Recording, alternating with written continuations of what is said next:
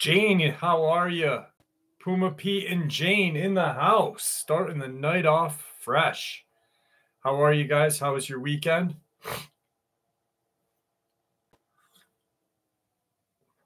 Jesse, good. How are you?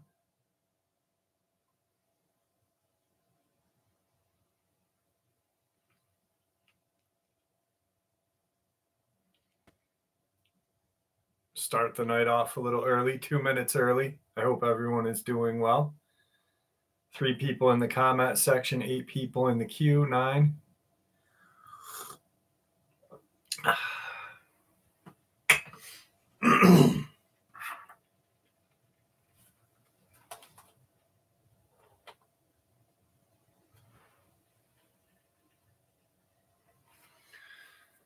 Tommy, how are you? Can you guys hear me?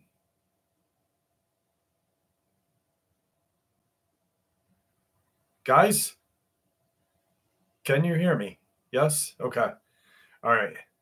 I did say hi to Puma. I said hi to Jane, Jesse, Tommy. No one said hi back to me. That's why I was wondering if you guys could hear me or not. Hey, Pops, how are you? What's up, 76? What's up, Dez? How are you? Check this out. Check this shit out. I don't know if you guys can see it.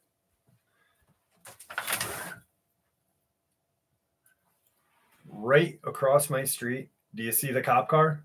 There's a fucking cop car parked right outside of my house. It's been there all day. It's been there all day.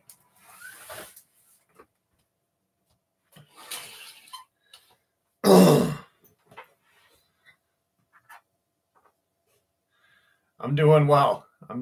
What's up, Caden? How are you?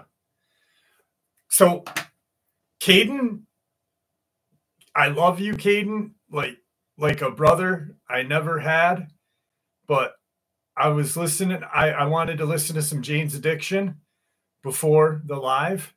For some reason, I type in Jane's Addiction, and Jane's Addiction comes up, but then a video that Caden made called the bunny dance or something. Caden, holy cow. I love you, Caden.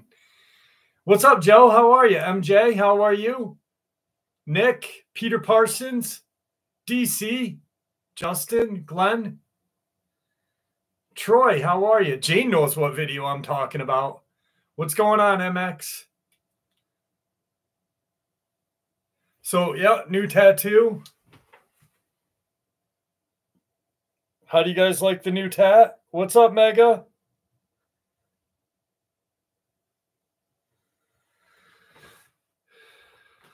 Jojo, how are you tonight?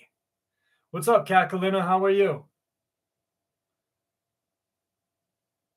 I did get your Alaskan pictures. They were beautiful. Thank you for sending me them. Gigi, how are you tonight? Thanks, Justin. So the same guy that did the trees and that did the Bigfoot Believe did this. And then to cover this up, I'm going to get a black raven or something right there. But how nuts is that? Like, how nuts?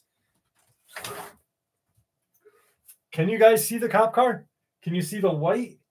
It's been there all day. All day. What's up, Gravity? How are you?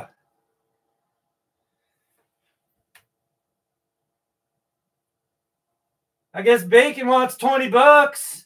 Is $20. Oh, baby.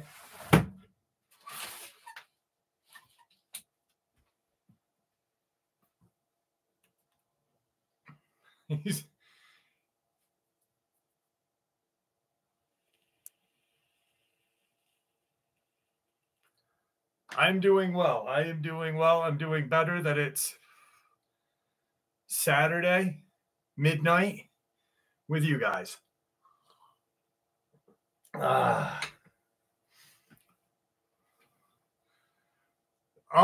It was called the bunny dance, Caden, or something like that. And yes, Dodgers are ahead. It was where you were wearing a pink t-shirt and a pink banana hammock. And all I wanted to do was watch Summertime Rolls by Jane's Addiction before I did the fucking live stream. So I got the pink banana hammock from Caden, which I was like this. I went, what? I literally, what the fuck, Caden? And then I went to Jane's Addiction. But thank you, Caden. Oh, Lordy.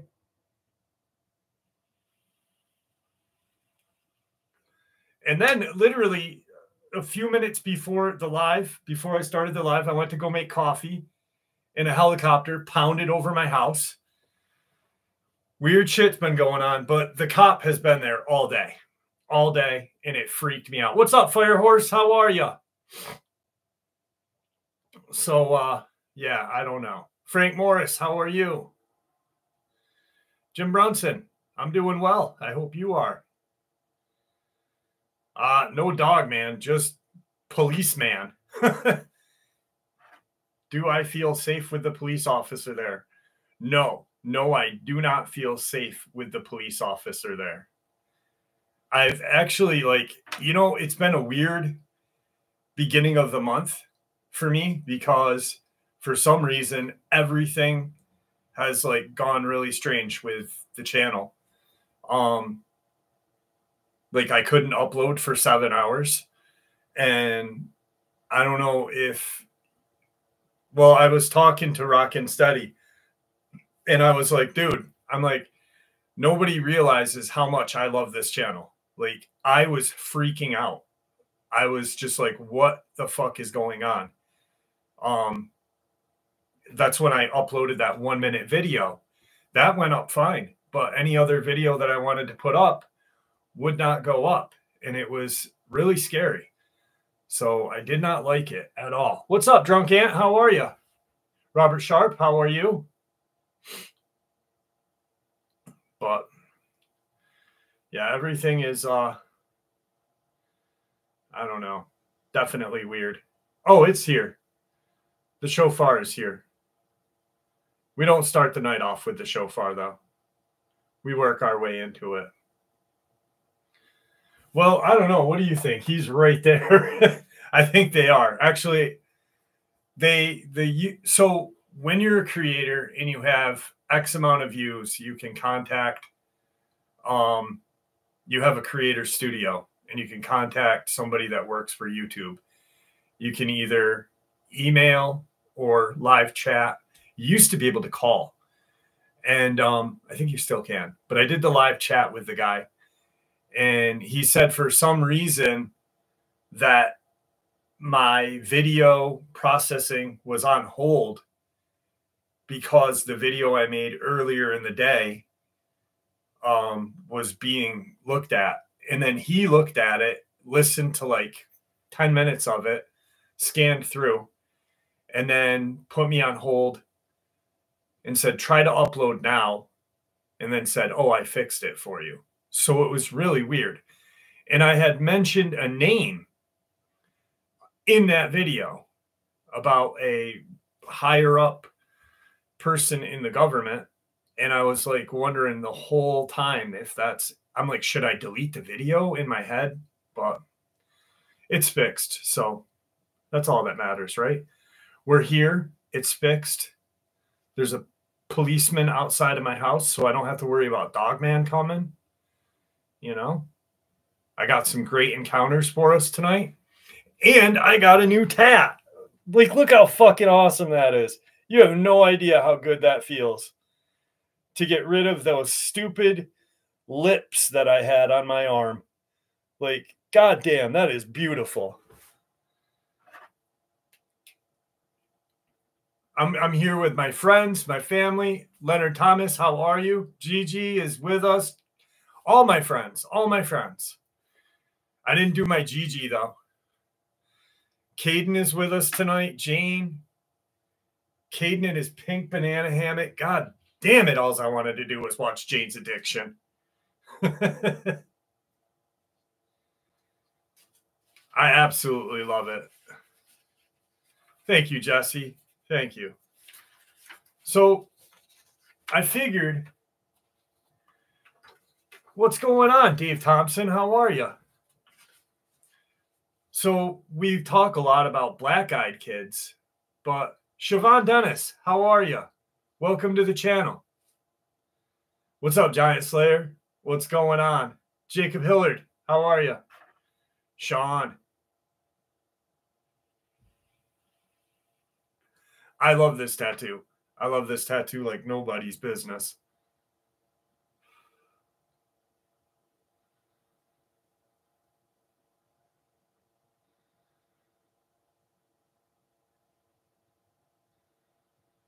With damn, I made it on time. I don't know what video you're talking about, Diana. You'll have to send me an email. Going further. What's up, web surfer? How are you? Thank you for the love, my brother. Thank you for the love. Anyway, we have black-eyed kids, but now we have to worry about what? White-eyed kids? Fuck that. Check this out. I was in a 24-hour shopping center car park waiting for a friend who works there at around 10 p.m. Suddenly, a kid pops out of the window screen and starts tapping. I'm thinking, where the hell did he come from? And is he trying to rob me? Anyway, I roll the window down only partially and remember that my doors are locked, so I feel a little bit safer. Janie, thank you so much. I love you. I asked the kid, what do you want? Sir, I am lost. Can you take me home? I asked, where are your parents? As it was late at night and there was no one else visible on the same floor that I was waiting on. This started to feel off. I'm lost and I just want to go home, he replied.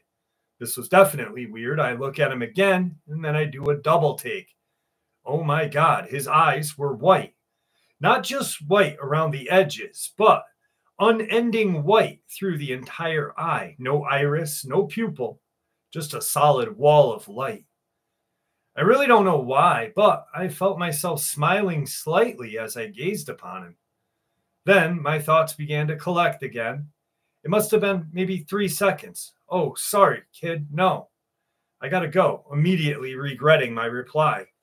But you have to take me, the kid replied. I don't know how, but I could feel his voice more than hear it. His words began echoing in my head longer than it should have. Oh, no, kid, I gotta go. I started panicking. The kid replied again, this time with something indescribable behind his voice. I'm lost and I just want to go home. I don't know how, but at this point, it was as if someone had put this kid's voice on a loudspeaker, and as he spoke, I felt it through a booming voice resonating. The force of this kid's voice was so strong. I felt strong sympathy for this kid, almost like I was being forced by him. Anyway, with the last ounce of control I had left, I turned the car on and slammed down the accelerator. The kid immediately shouted, no, take me with you. At this point, it was as though the kid's voice was a machine gun firing into me. I immediately sped to the nearest exit in a dreamlike state and drove into the night. My friend at this point could find his own way home, which he did. While driving and exiting from the car park, I could still feel the kid's voice resonating as if amplified. The force of his voice. It was as if I had been picked up and violently shaken by this kid whose voice was so clear. And my unconscious was analyzing every inflection of what he said, like I was being forced to. There was so much force behind it. Anyway, after I got back to my apartment, I immediately tried to forget the whole thing. The next day, I drove to work in a normal manner, and my friend was resentful that I had left, but we soon went back to good terms. I never did tell him or anyone else about this incident. The strangest thing did happen, however, on that same day while I was driving back from work back to my apartment. There was a tremendous thunderstorm, and I noticed flashes, although I didn't see it, of lightning. When I was at my apartment building, I live in a complex. Sean Lynch, thank you so much, brother. Appreciate you. I opened the huge metal door to get in, and it was soaking wet, and there was a handprint on it. I only noticed when I looked down to pull on the handle at the same height as a small child would place their hands. The handprint was white, and although the whole door was dripping with water, the handprint seemed to be completely dry. I touched it, looked up, and felt it in my hand just to make sure it was not paint. And that it was not. I looked down again. The handprint within 2 seconds span of me looking at it was now wet with the rain. I touched that area again, and now my hand was completely soaked with water. For some reason, I looked behind me. Of course, there was no one there. I went inside and made my way to my apartment and had an early night. I have not encountered any white-eyed kids since, or anything of supernatural, to be a matter of fact. However, I now live a slightly more cautious life than before. I've become more religious now, and now occasionally read the Bible when I didn't really believe in God before. Maybe I'll go to church. I don't know. The fact that these things are out there and actually exist really messes with my head. You know, I don't think that kid was evil. I really don't. He had white eyes, and the way he talked about the echoing. When I read this at first before tonight, I started to think about like maybe he was an angel with the white eyes, and then this guy not believing in God, and like the reversal of him now believing that there is a higher power, there is something greater than himself. And then I thought about, remember that movie Dogma and the metronome where the voice, and I was like, maybe that's what it was. I don't know. What do you guys think?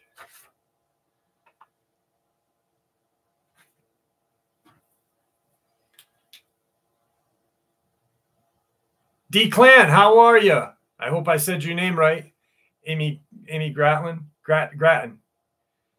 D-Clan, what's going on? Web Surfer, Sean, and Jane, thank you for the love. I appreciate it.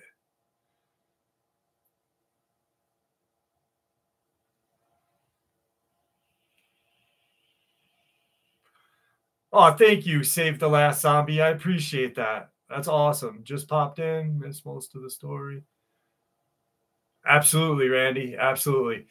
It was mainly the guy was at like a mall, and he thought like he saw a kid, but the kid, instead of having black eyes, had white eyes. And as it freaked him out and he wanted to leave, there wasn't like an evil feeling to it though. It felt very very angelic to me, kind of. Thank you, David Y. Appreciate you.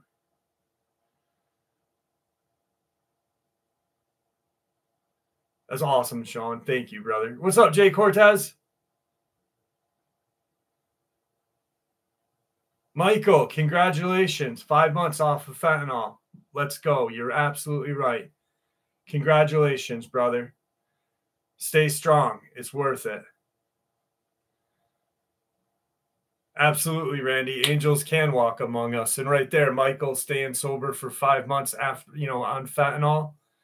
Damn, right there says it all. I mean, look, yeah, like last week when I celebrated 8 years, we had people like 16, 20 years.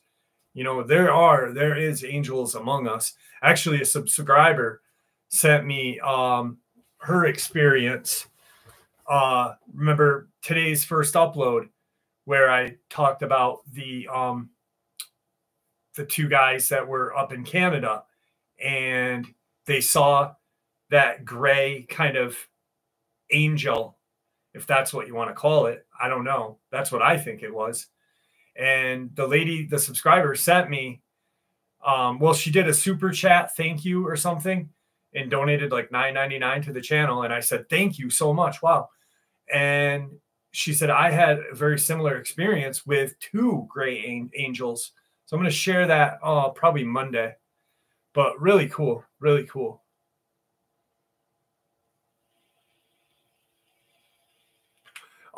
Truth Quest. No color. I don't like color. I'm just on all my cover ups now. I'm just gonna have black, just black.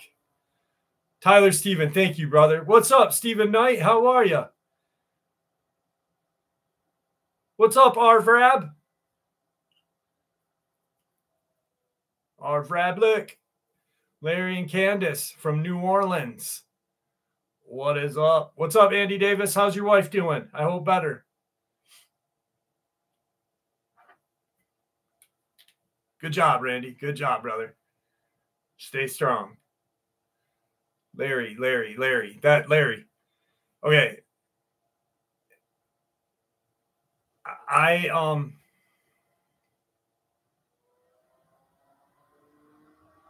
Please get a $20 is $20. Maybe that's what I'll do. Maybe I'll get like a little, like, you know how like you get like when you do a sleeve, you get like a little kind of goofy tattoo. Maybe that's what I'll do is $20 is $20.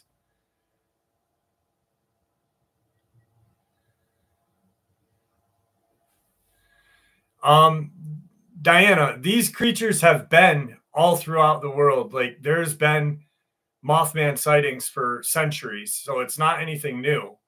You know, I've been researching this for 30 years, and back in the 90s, people were talking about these things flying. So yeah, it's definitely not new. I don't think there is any kinds of new cryptids out there. You know, the crawler has been out for, you know, people have been talking about all these creatures for centuries. If you really think about it, since time immemorial, every like whatever time span, like the Greeks, the Romans, the Egyptians all have their monsters, and they all resemble everything that we see nowadays. So it's definitely, you know, they're not going away. I think I'll do one more experience and then we'll do the old shofar. $20 is $20. The fucking cop is still out there, guys. I fucking want to go, oh, baby. Oh, little copy. Oh. Ha ha.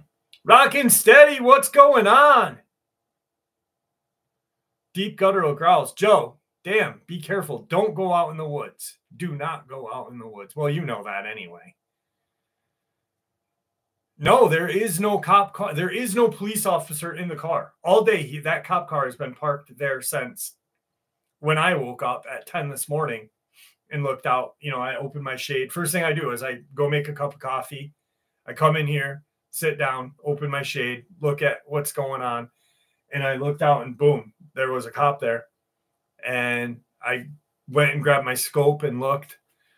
That was not attached to anything.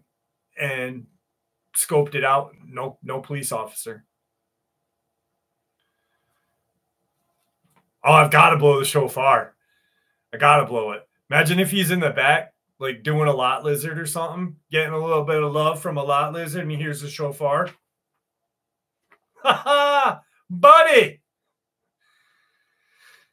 All right, here.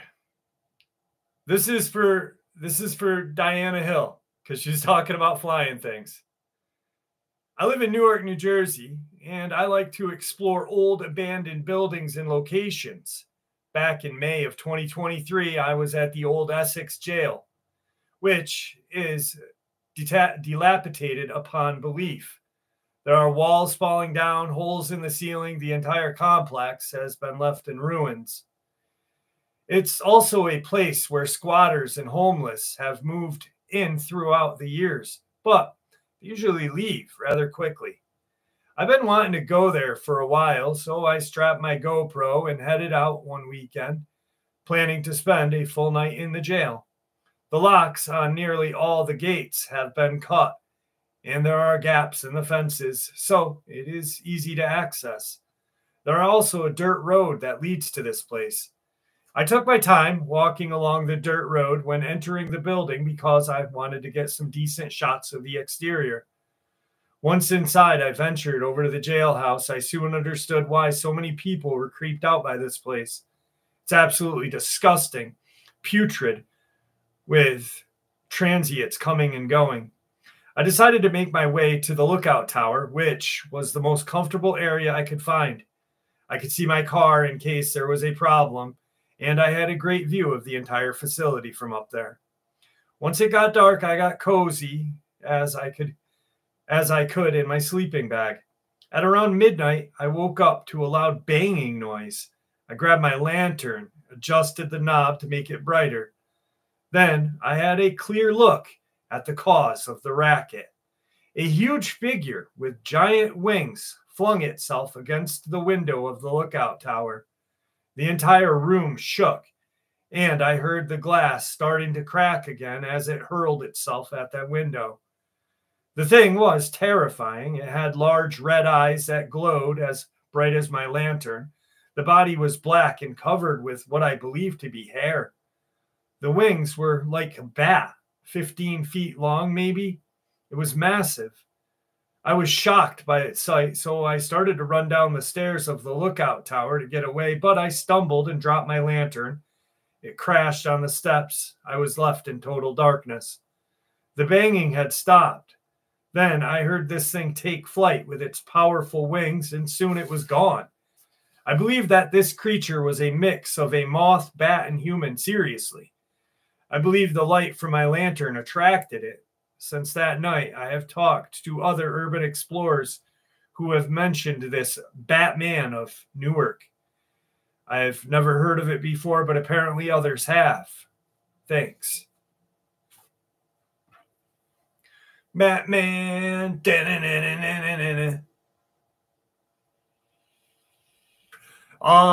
White. It wasn't my computer. It was YouTube. YouTube was kind of playing games with me. Evening, William Menendez. Leonard Thompson, how are you? Or Thomas, how are you, my friend? Glenn, what's going on, brother?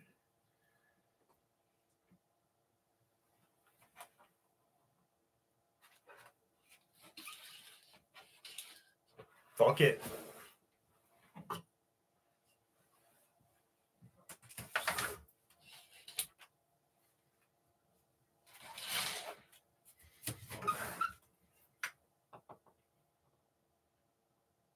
$20. It's $20.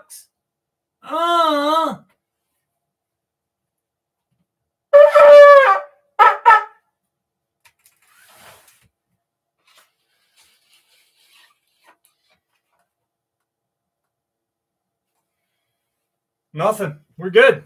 We're good. We're good. Thank you, Mike. Randy Boone, I love you.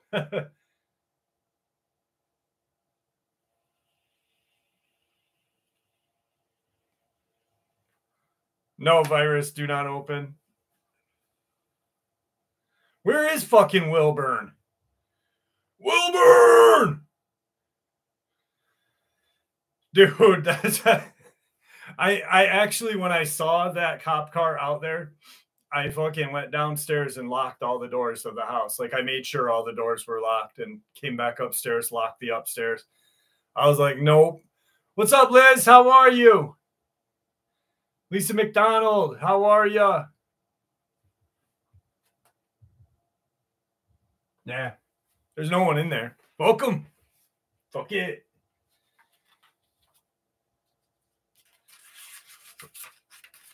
This is an interesting one. Actually, what we'll do is...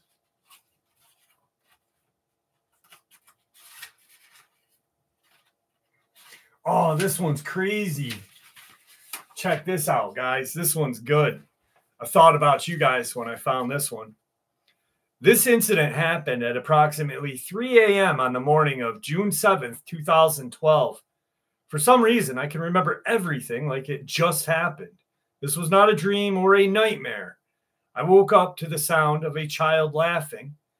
I rolled over to see where the sound was coming from. I saw a boy running back and forth beside my bed. I felt like something had control of my body. I couldn't move. My first instinct was to yell, but when I tried, nothing would happen. At this point, I then realized how bright my room was. It wasn't like sunlight, but It was so bright, my whole room was light. I looked out my window, and that's when I saw a large gray alien out my window. Now, what's weird is my window is on the second floor of the house, so it must have been able to hold on somehow or levitate. I don't know if it was supposed to let me see it because when we made eye contact, it seemed to teleport away. The only way I can describe the teleportation is that it went from being solid to a static kaleidoscope type image, then vanished. At that point, I was able to move again. I remember going to the window, and that's when I saw about 6 more of these tall alien gray types slipping back into the woods. But it was so bright, and at that point, I could tell the light source was coming from directly above my house. I then remembered the little boy grabbing my hand and pulling me toward the bedroom door. I remember not really being able to fight back. I was in a zombie state of mind. When I reached the top of my stairs just outside of my room, there was a woman sitting at the top of the steps. For some reason, I didn't feel afraid. She wore a pink hooded sweatshirt and gray sweatpants and told me not to be afraid, that we had met before, and that this child was ours. But he lived with them, the Grays. From there, all I remember is the 3 of us walking out of the house, and then everything went blank. Diana Hill, thank you for becoming a member. Thank you. I will add that this is not my only experience with abduction. The reason why I know this really happened is that I remember telling my sister and brother-in-law this experience, and they both looked at each other in shock.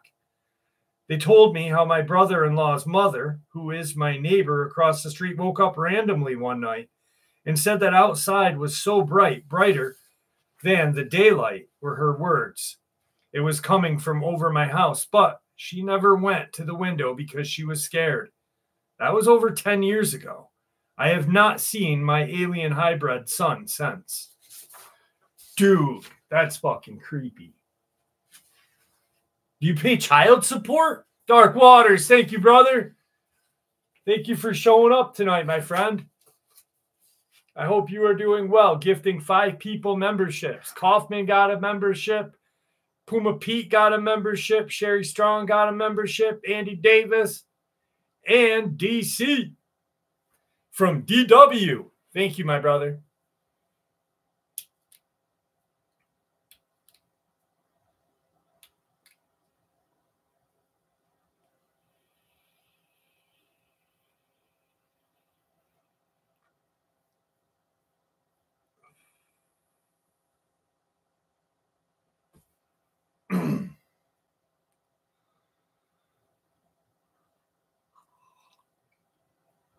What's up, Candy Kelly? How are you tonight? Thank you for joining us.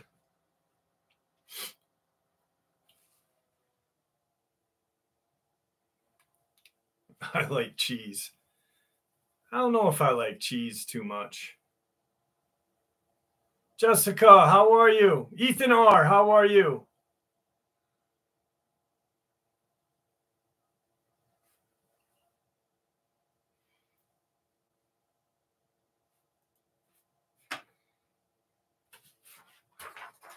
Goat cheese. Thank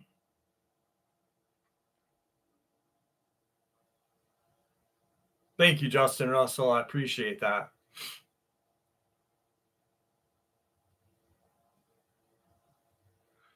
Sean, much love, my brother. Thank you, and stay strong.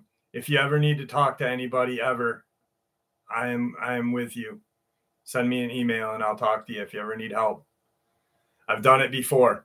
Lily Lewis, how are you, dear?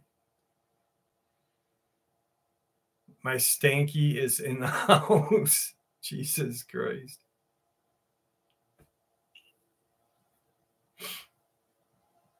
Show my tattoo again.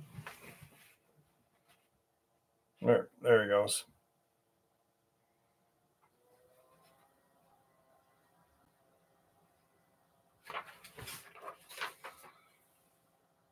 I will, Jacob. I got your email. I do have your email put up aside. I will try to get in touch this week, I promise. Roberta, how are you? I really do promise, Jacob. Everything's been going crazy lately. So it's just like, I don't have the fucking time to do as much as I want to do. I wish I had 62 degrees in Fairbanks. It's warmer in Fairbanks, Alaska than it is in upstate New York. Holy shit. It's only 57. No, my tattoo is not made of cheese. Thanks, Tess. Appreciate you. Captain Ron, how are you? Do something diff. What's up, brother? Yeah, it did turn out good. Thank you, Paula. It did. It did came out nice. I remember when I walked in. Thank you, Lily Lewis. I appreciate that. When I walked in the house after getting the tattoo, which ironically enough was the same day that I couldn't upload anything, my daughter, I had it covered with that weird thing, right?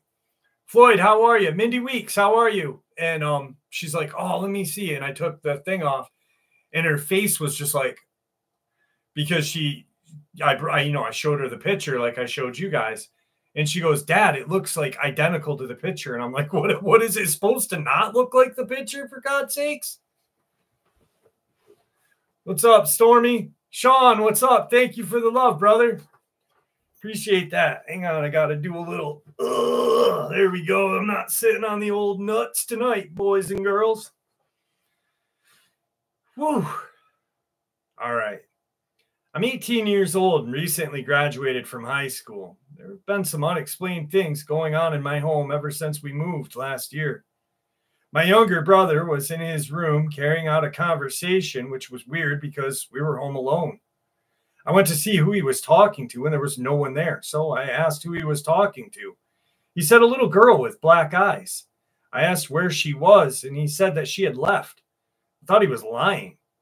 About a week later, we started hearing voices and footsteps. I'd be sleeping with my blankets covering me and wake up with them folded at the bottom of my bed. Rockin' steady. Thank you, brother. Thank you, man. Just you being here is enough.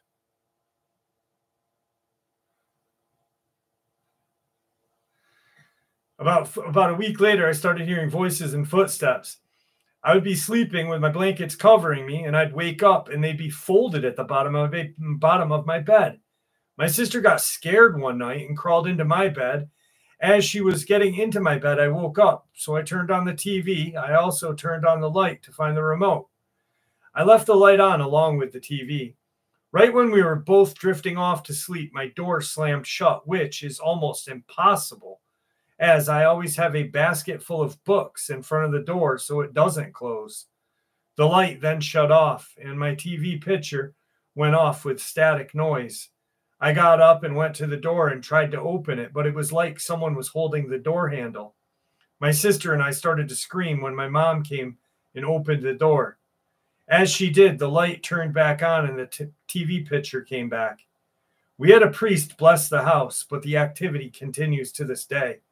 The house was built in 2003, and no one has died there. That was a little fucking creepy. That was a little creepy. So I think I'm going to go up to where Tom Mezek disappeared this week. I'm going to make a venture up north.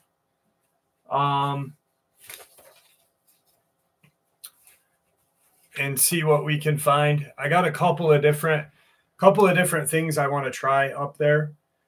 One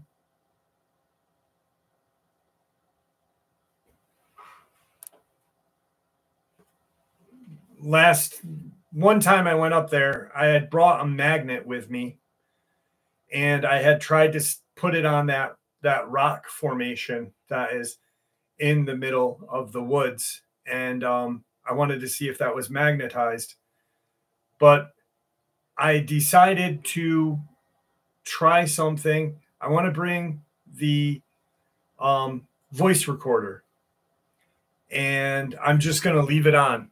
I'm going to leave it on. I'm probably going to wear like a button up and put it in my pocket, and sit somewhere for like 5 minutes. I probably won't film myself for 5 minutes being quiet, but I want to see if I can just catch something with the voice recorder. There's a location that I want to check out. Probably the last time that I went up there before the eclipse, I had gone on that kind of ledge and I looked down at that kind of weird area. I want to go into there and just sit down.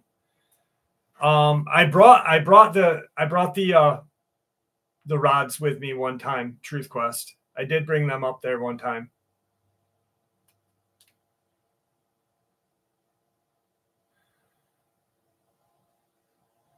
Yeah, I did bring the dowsing rods. Nothing really happened.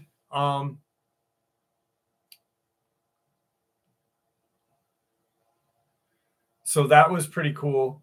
But, you know, I've done different things there. I brought the magnet there, Fire Horse.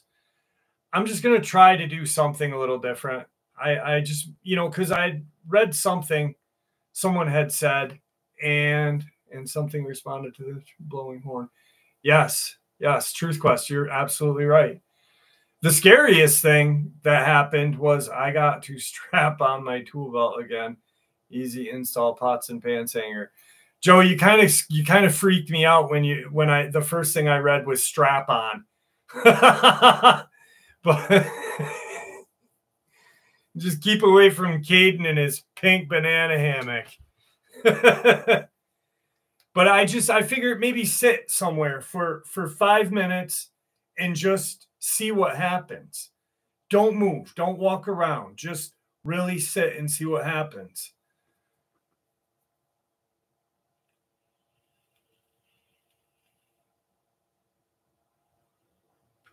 Maybe 15, yeah. Just a little bit of time.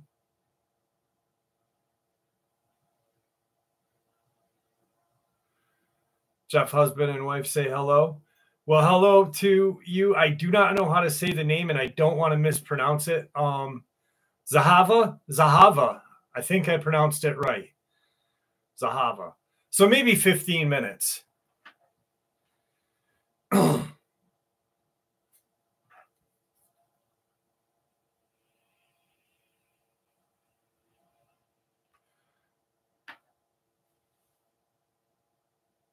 Would you rather be chased through the woods by a Dogman or Caden with his banana hammock? What's up, Shackleneck? How are you? Probably Dogman. Yeah. Because I like Caden. So, I mean, I could chill with Caden hanging out, you know. I watched the bunny dance video, so I did say, "What the fuck, Caden?" Like literally, like he could hear me. And I looked at his eyes. The worst thing was I looked into his eyes too. I was like, I fucking love you, Caden. Be careful when you go to the abandoned hospital, please, Caden. I don't want anything to happen to you. You are a, you know, a legend of your own. So please be careful. Shackleneck, what's going on?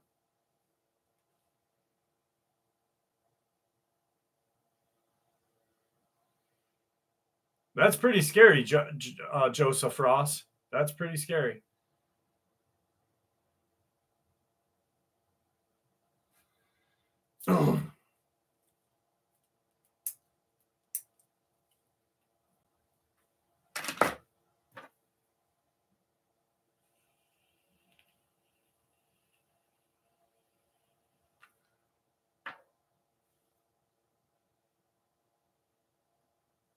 Just in case, tell us about my first encounter. Please tell him again. I'll be so nervous watching his videos. Caden, be careful. I know you're not scared, but you never know. Like, there may not be, like, you know, it might not even be paranormal. There might be like a transient, you know, like that might just fucking see you and you might have your back turned to them and they might get you in the back, you know. I don't want anything to happen to you. You know, I really don't. I'd really be pissed off and have to find the transient and turn them into something different, and they wouldn't like that.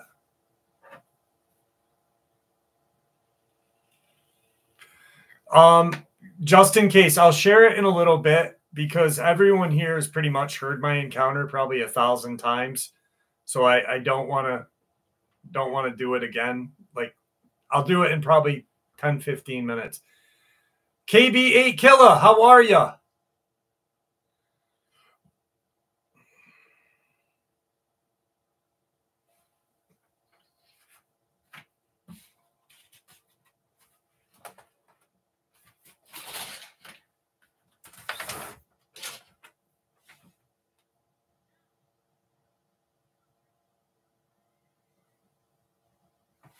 There's someone out there.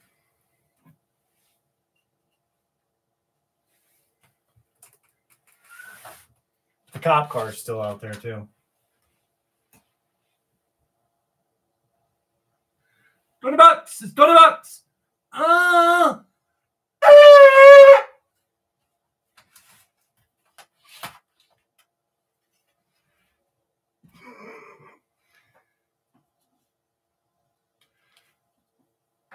All right, so I'll quick do my encounter really quick, and then we'll move on.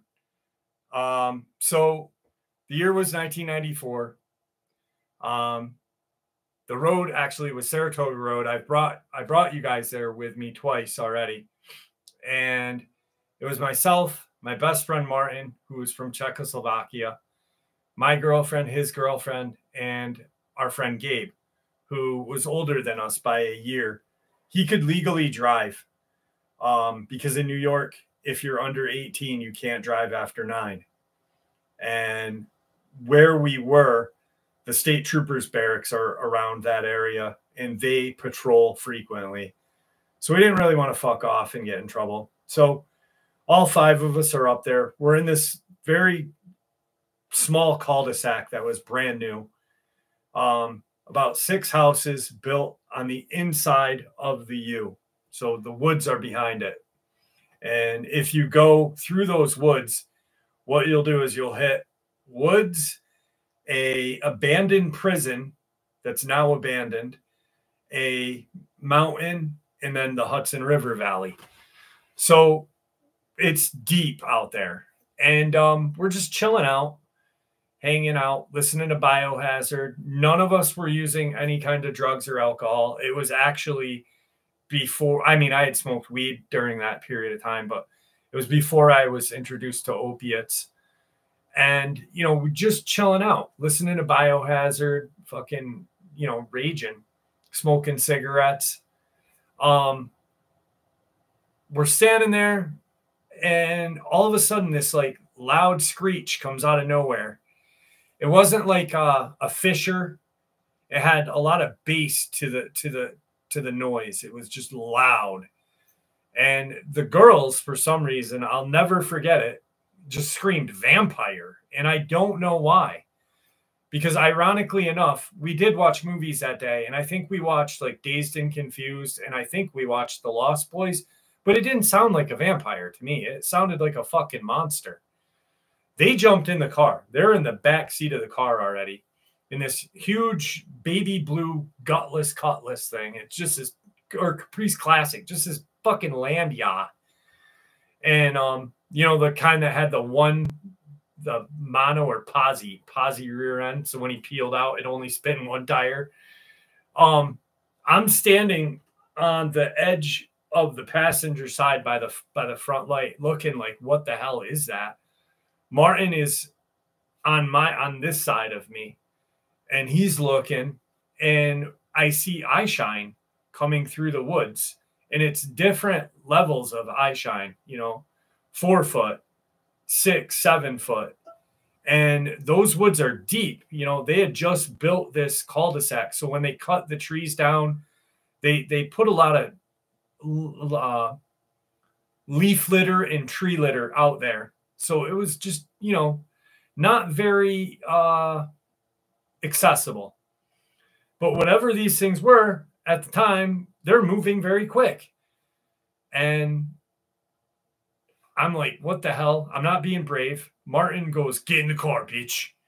And I'm like, what the hell? And he pulls me in the car and we take off. Now, when we take off, we get to the stop sign and we're going to turn north to go into town.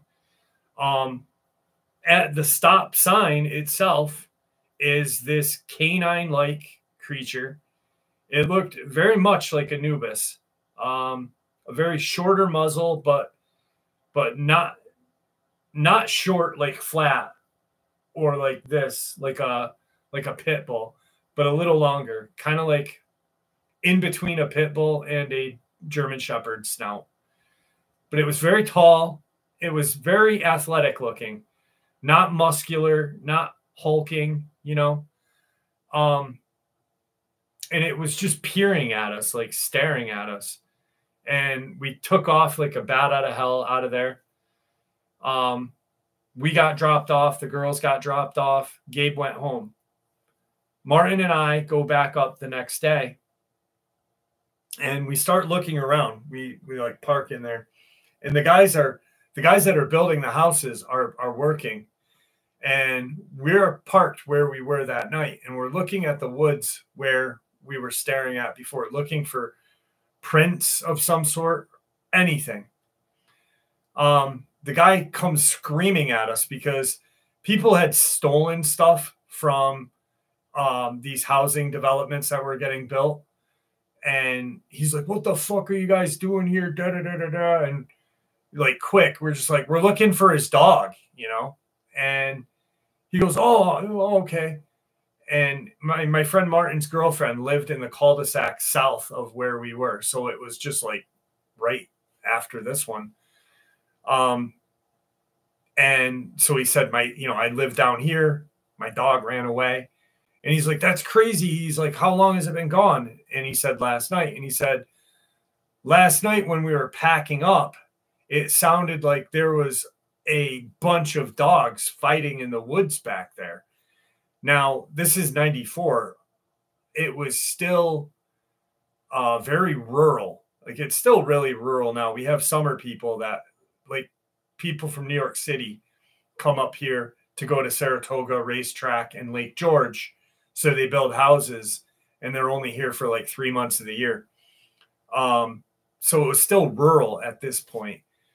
And we take off, and I go hunting for any book I could find. Paranormal, I was hooked. So years later, probably like I think 3 years ago. Yeah, about 3 years ago, I ran into Gabe, and I hadn't seen him since because he kind of fell off the map. And I was like, we were just talking. Hey, how are you? Yada, yada. You got kids? No, I don't got kids. I got kids. Yada, yada. And lucky bastard, no kids. And I said, dude, do you remember that night? And he said, yeah. I said, what happened? Why did you stop hanging out with us? And he said, well, you and Martin were into death metal. And he goes, and I thought it was your guys' fault because of what you guys listened to and what you guys used to, do and shit. And, he was like, because we listen to Slayer, monsters are going to come out and shit. But he said when he was sitting in the car, so he's sitting in the car here, doors open. That's the way that these things were coming at us. And he's playing with the music. And he caught something out of his peripheral. And he saw two of these dogmen that were quadruped going across the road into the woods behind us. So it's actually a good thing that we had gotten out of there at that time, because I don't know where the other two that were behind us, went, but they were behind us. So that's my experience, just in case. What's up, DB Mac? How are you?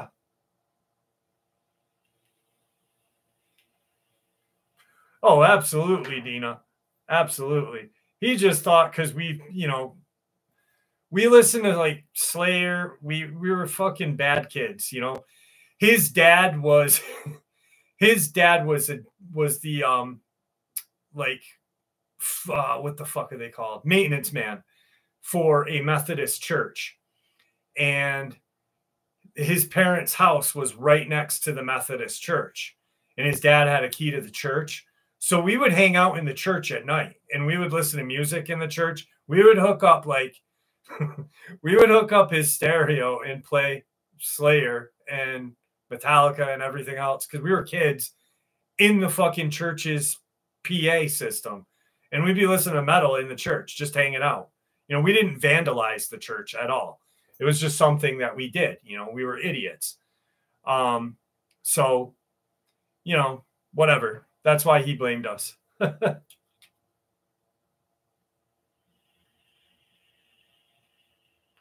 Yeah, it was definitely ours. I can say that I'm probably the only guy that ever had sex in that church ever. Because I convinced my girlfriend to have sex with me in a Methodist church. Fuck yeah. What's up, 59th? How are you, brother?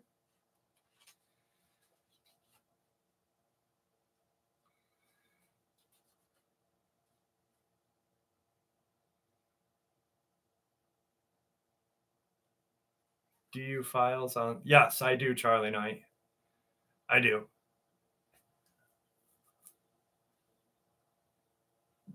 Good stuff. Good stuff. I did a video, Charlie Knight, probably like 4 years ago on that area and the Werewolf Springs of Tennessee as well. There isn't too much that I haven't done video-wise. Dude from Texas, long time no see. How are you, brother?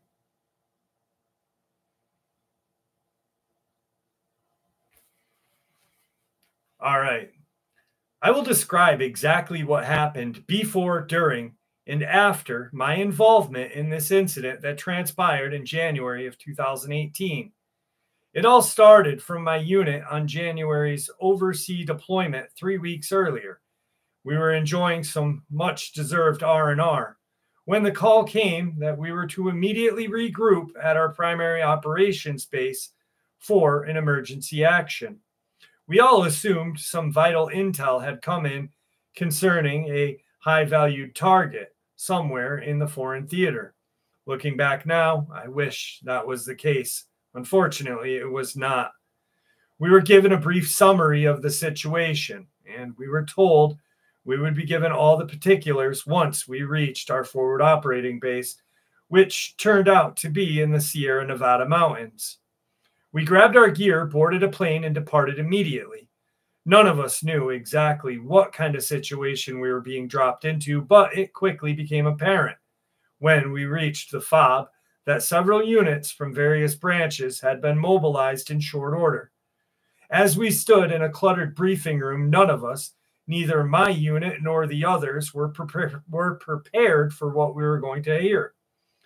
We were informed that 3 groups specializing in advanced mountain warfare had been running a training drill in the general vicinity when one of the teams radioed in that they could hear automatic weapons firing from one of the group's last known positions.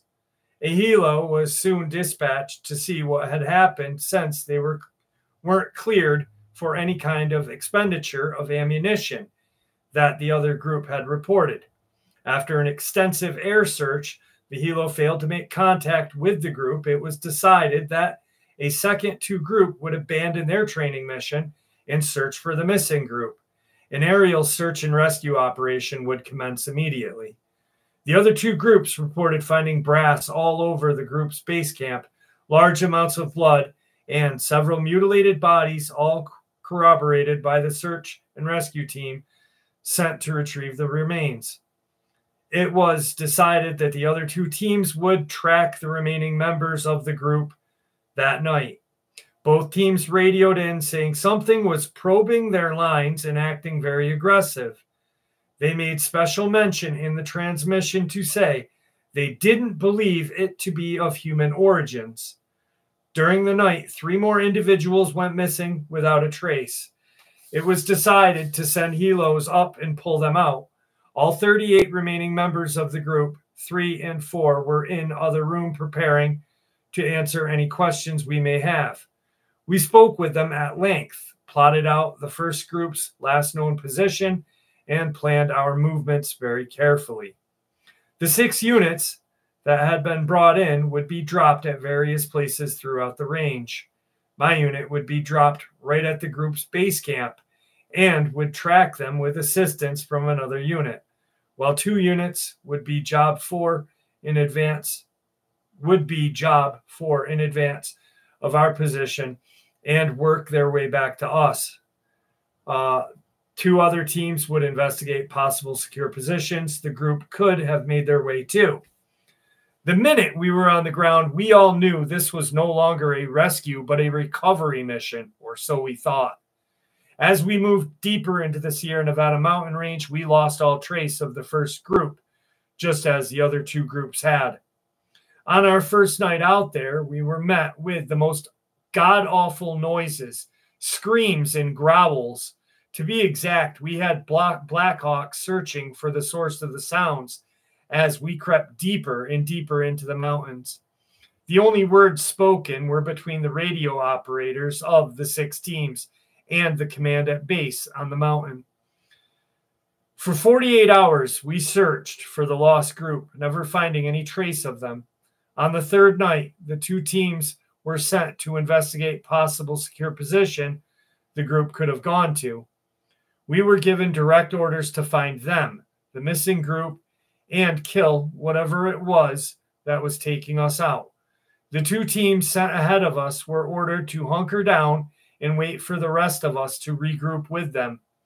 Before going to look for the missing men 9 hours later, all 6 teams made their way to the northwest, where it was believed the 2 men went missing. None of us knew exactly what we were facing. The entire range had been eerily quiet about it. Had been eerily quiet, both day and night. We all had the feeling we were being watched, yet we could not find anything when we looked. We knew we weren't so much the hunter as the hunted. Whatever was out there with us knew the terrain. It was toying with us for several hours, going as far as to let loose kind of this hideous laugh. We caught our first break. One of the other teams came across several shredded MRE packets that had been torn to pieces and what we assumed the remains of a human thigh. For some unknown reason, this thing had left a trail leading to a small ravine. We knew it wanted us to follow it and knew it had eyes on us. We split up into 4 teams. 2 of us would follow the bait while the other 2 would attempt to outflank it. We reached the start of the ravine just after sunset and waited, not daring to walk blindly into this thing's ambush. As darkness claimed the entire range, the unit attached to my unit opened up on something creeping around our left flank. We quickly spread out and fired random single shots into the forest, pushing it right into our other units waiting to catch this thing. In a classic pincer maneuver with our kill box set, we moved in only to find ourselves face to face with what I can only describe as a Sasquatch from hell. This thing stood almost 12 feet tall, as wide as an Abrams tank. Even with us going at it with everything that we had, this thing fought back ferociously, killing an additional 4 men before finally going down. We didn't let up. We put our 203s to work, launching enough HP to melt the damn sun. Once we reported back the thing was dead, 2 Blackhawks packed with guys in biosuits showed up, took possession of what the remains were left, and we were all picked up and flown back to the forward operating base. Once there, we were given specific orders never to discuss what happened and return to our individual commands. None of the guys in my unit had gotten much sleep since then. Truth be told, we take hunting terrorists over hunting that thing any day. During my 18 plus years in the military, I have seen some strange things, but this is by far the strangest.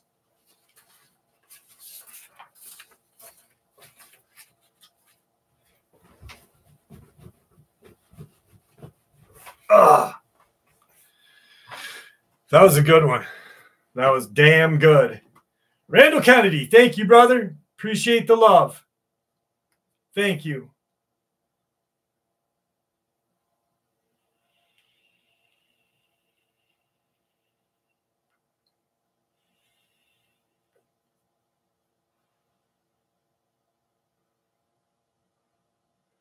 What's up, Teresa? How are you?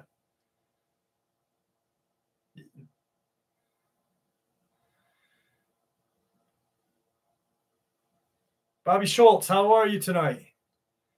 You guys want to see the new tattoo again? I love showing it off. It's so fucking awesome. Look how awesome that is.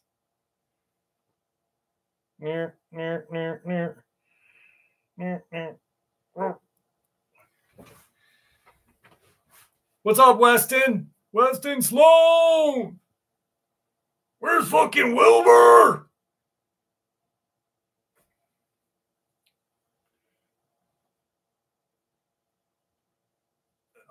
Still the same, Clint, but thank you for asking. Still the same. California, how are you, my friend? How are you? How are you? Beautiful weather we're having.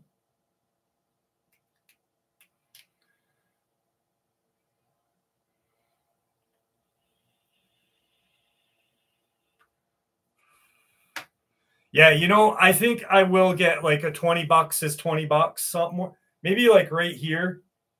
Maybe like I'll have it like I'll have like a block, like a square, and it'll just say $20 is $20. I'll have Abby do it. That's Canelo won the fight. Shout out, Big Jeff. Canelo won? No shit. Good stuff. He's awesome. I remember when he punked out that dude, fuck. The guy that never lost. And Canelo beat the fucking shit right out of him. California, I'm doing well, brother. I'm doing well. I hope you're doing well. Ginger, what's going on? Ginger Beard. I remember when Ginger Beard first showed up in the live stream. I was like, what's up, Gingerbread?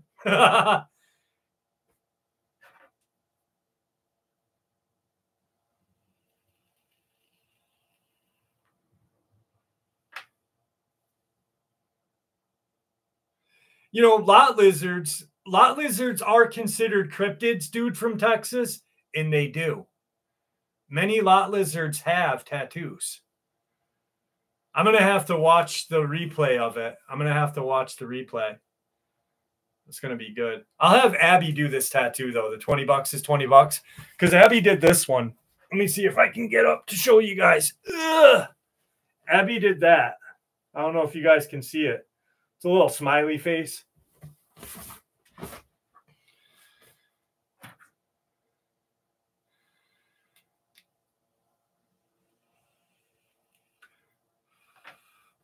Can you believe the fucking cop is still out there? What's up, High Strangeness?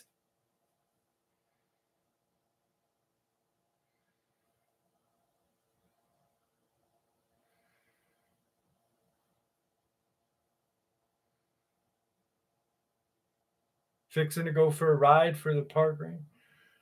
Appalachian Trail for park rangers. No shit, Randall. That's awesome.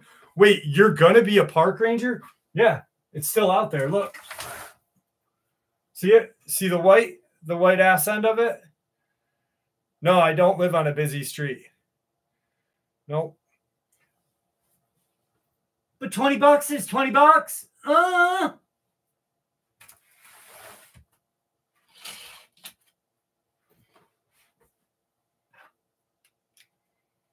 All day, dude from Texas, that cop car's been out there. All day.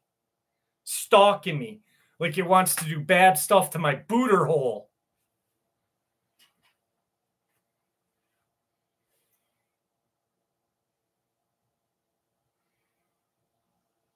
I bet he's got a lot lizard out there. But that lot lizard is doing dirty stuff to him. He's probably got his legs up in the air like this. He's probably like that. And that lot lizard's like going to town on that policeman's booter hole. Jersey Night Cat, thank you so much, dear.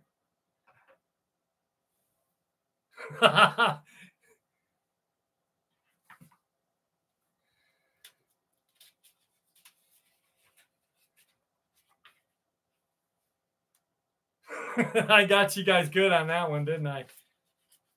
Giant Slayer.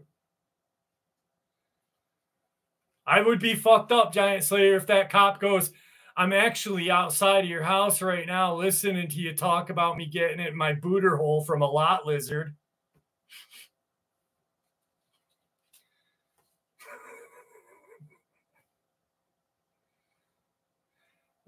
Being half bred growing up in the 80s, 90s, Tennessee accepted me. Nobody accepted me except metalheads. Best. Absolutely. Absolutely. Metalheads were the best.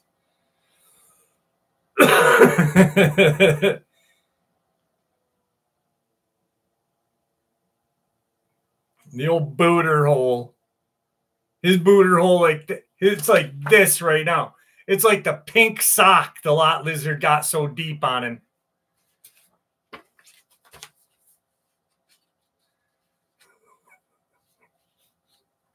Ew, ew, it's so gross.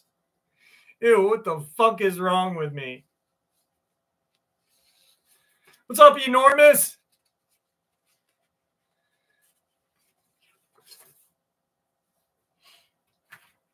Oh, this is scary. This is gonna fuck you guys up because now you guys ain't gonna want to go to sleep. So is he in the car or has he been eaten? No, there's no one.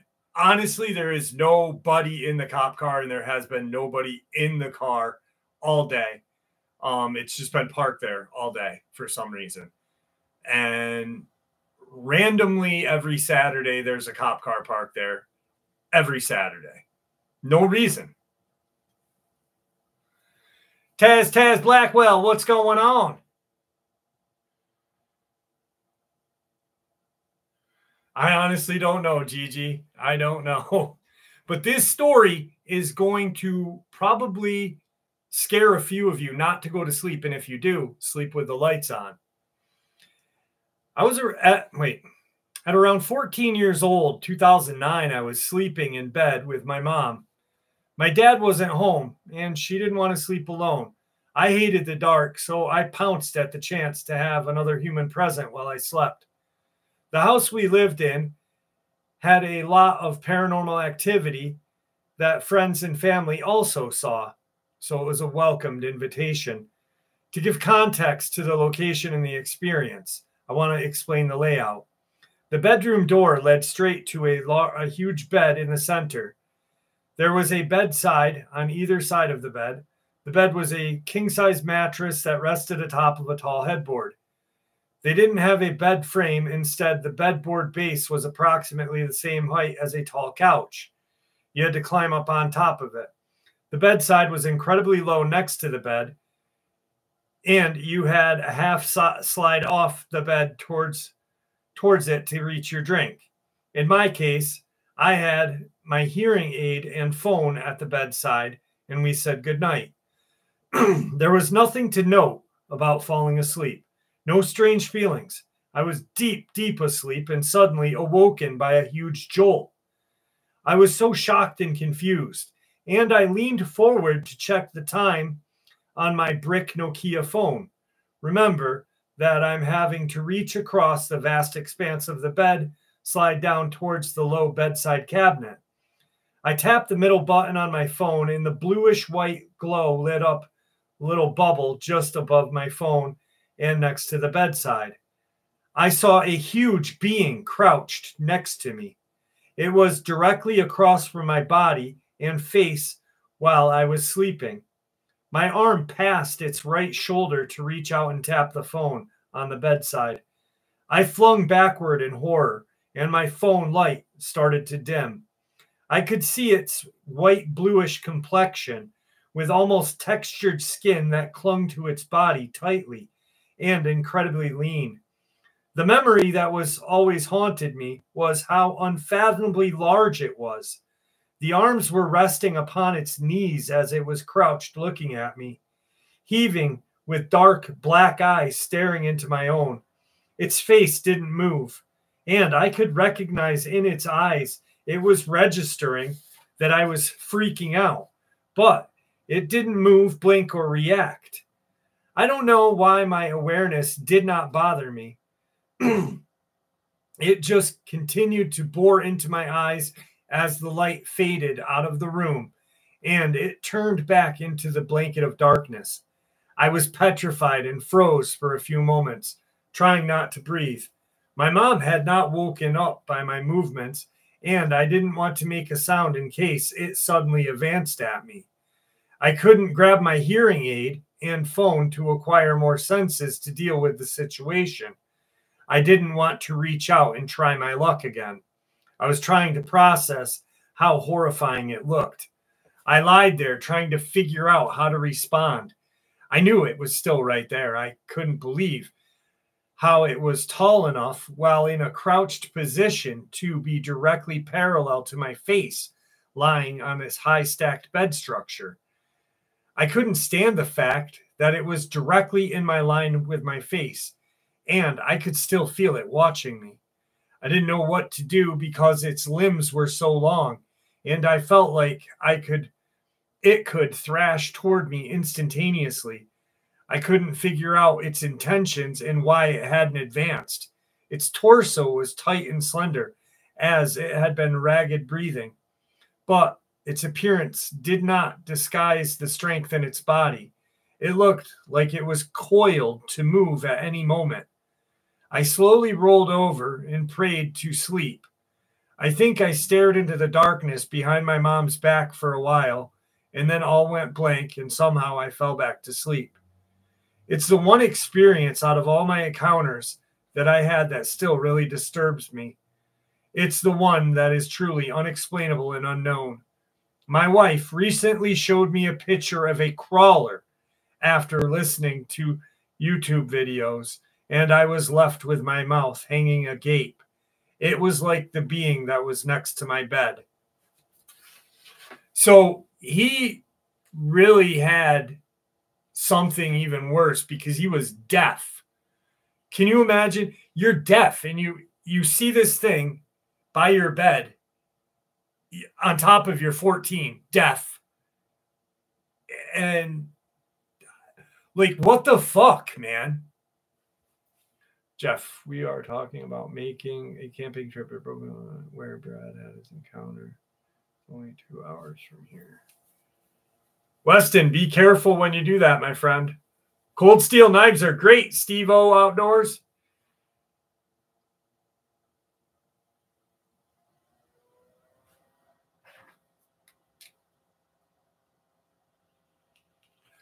Five rings. What's up, brother?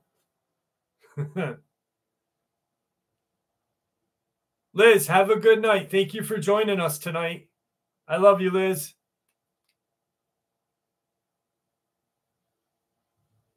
What's up, Rick G? Rick G from Colorado. I don't know. That experience really messes me up because he's deaf in 14, you know? Like, vertebraker, you know it, brother.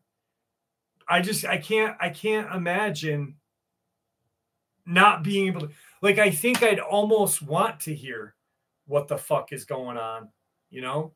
Like, because at that point, he can't see because it's dark, nor hear. So he's fucked.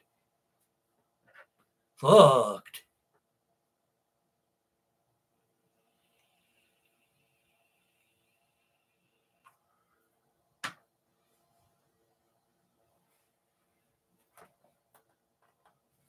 Still out there. Still out there. Getting fucking rim-rotted by the lot lizard. The old Glen Smalls PD. He's taking it like a fucking champ. The lot lizard spitting on her arm. Let me play a little Kenny G. Kenny G saxophone. I'm going to play a little Jeffy N shofar for him. Little love music. Music to make love to.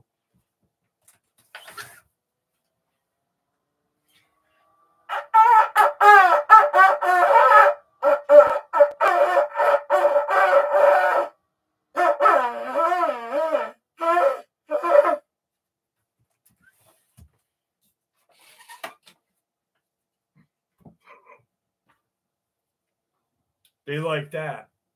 That got them going. They're like,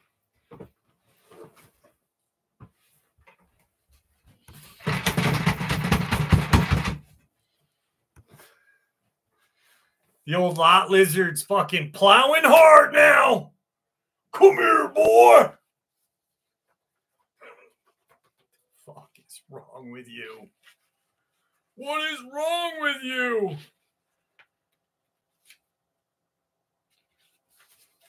Tigger's just staring at my... Tigger came to the door and he's like this. Bye. I need a drink.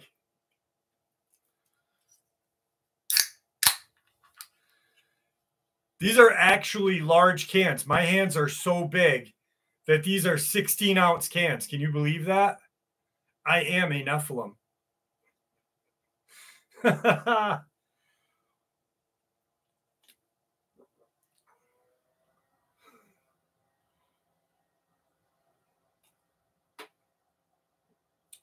What's up, Dana Ortega? How are you?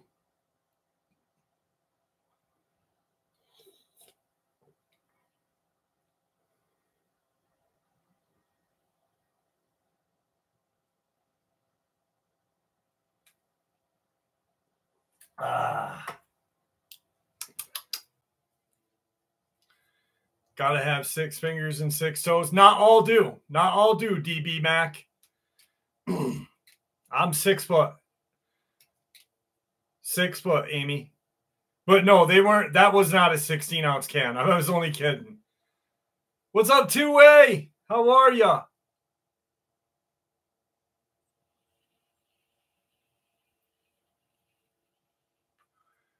Which video?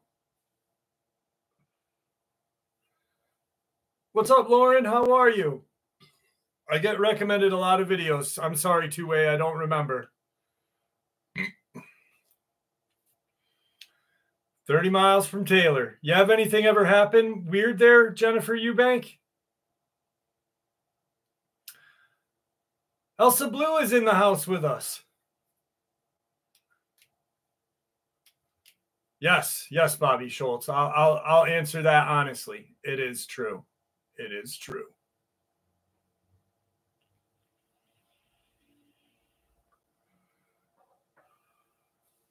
God damn, DB Mac.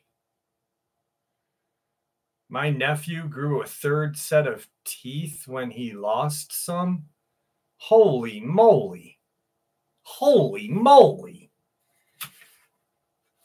Well, that's just plain fucking scary. Yes, extra large gloves, Bobby Schultz. Extra large. In socks, too. In socks, too.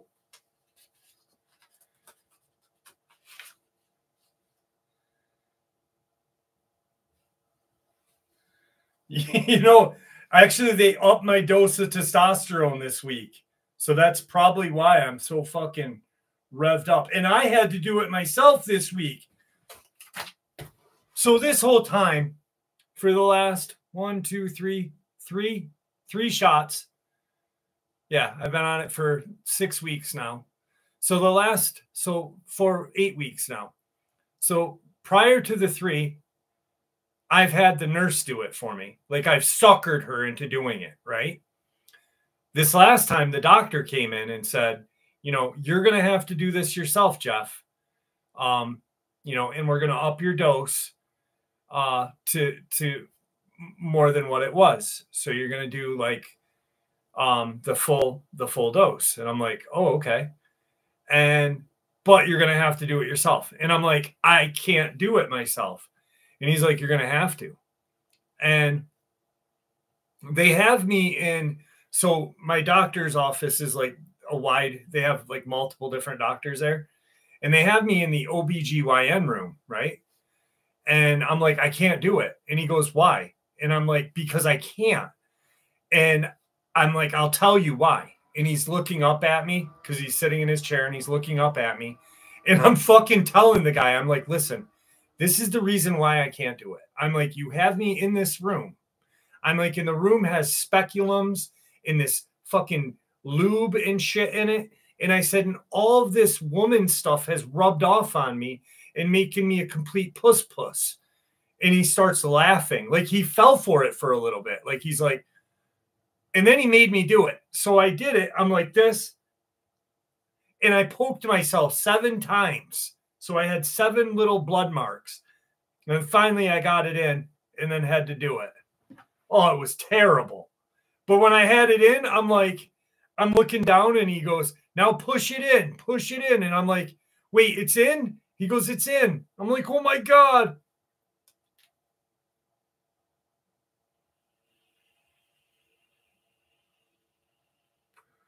I know, Puma Pete.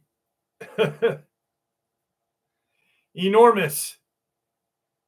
I don't like giving blood either. Jeff, what's your favorite cryptid? My favorite cryptid? I don't know. I don't have a favorite cryptid. The one that I liked, my favorite thing to learn about in this field, I don't have a favorite. I have a fascination for it all, to be honest with you. Probably the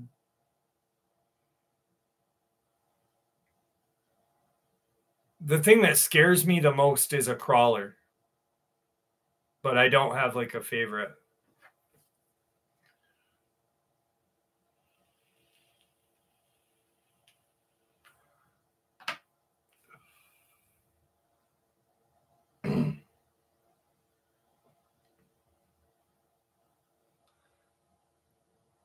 My favorite conspiracy, my favorite truth is Tigger is not big boned. He's just pleasantly plump, Kimberly. Don't you speak about him like that. He just eats a lot. God damn it. I know we kicked their ass tonight, 5 rings. My favorite thing to learn about is probably the alien genetic programs, because I'm really starting to have some theories that align with certain things. I may do a video about some theories and ideas that I have, along with some experiences that have happened to other people, that is probably going to make people mad, but oh well.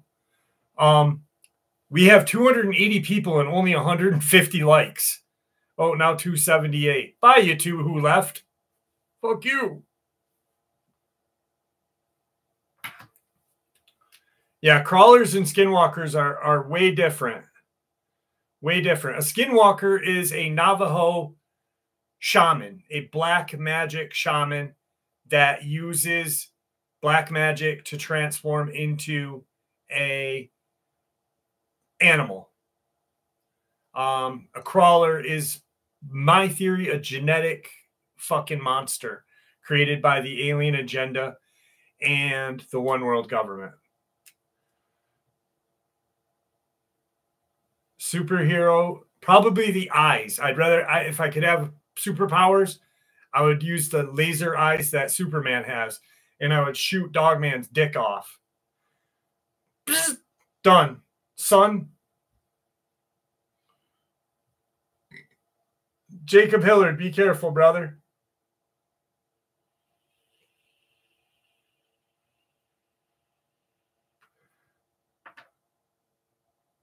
Oh, God, hang on a second. Jeff, have you been to the Pine Barrens? No, not yet.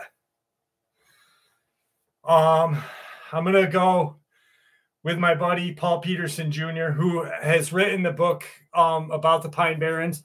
If you guys ever want a great book on the Pine Barrens, Legendary Pine Barrens, New Tales from Old Haunts by Paul Evans Peterson Jr., Patterson Jr. I had reached out to him and said, hey, this is like 3 years ago. This is really interesting. I reached out to him and I was like, I know that you've studied the Pine Barrens. I'd like to interview you and hear some of your experiences that you've had that have happened out there. And he said, sure. We ended up becoming good friends and talking and stuff. And he is now convinced that some of the sightings that people have had, that they think it was a Jersey Devil, that was a Dogman. Like when, obviously, Dogman doesn't have wings. So when someone says, "Oh, I saw one fly with wings," no.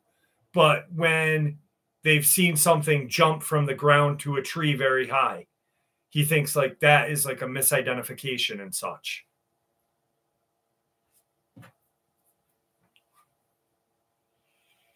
Where the evidence and proof, it's all around you. It's every day I talk about it. Do you like Legos? No, because I've stepped on too many when my kids were growing up.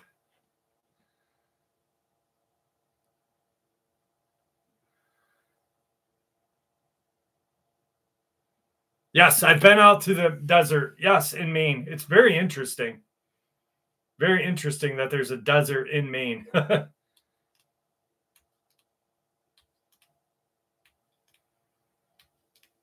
I'm here in Ocean City, New Jersey, Cryptid Conference here. Oh, nice. Who's hosting it? Please don't tell me that the people on YouTube are hosting it. Yeah, there's a desert in Maine. It's very interesting.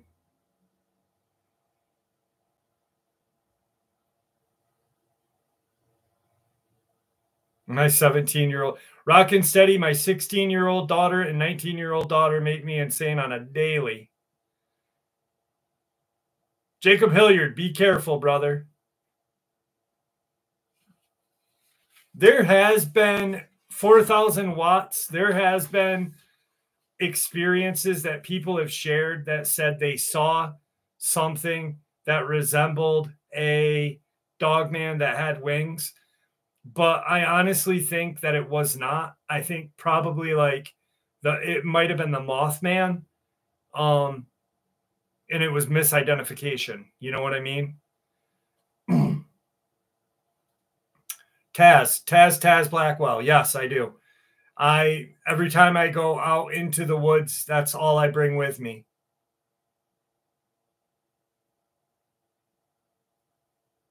Yeah, Bat Squatch in the Smokies. Yup.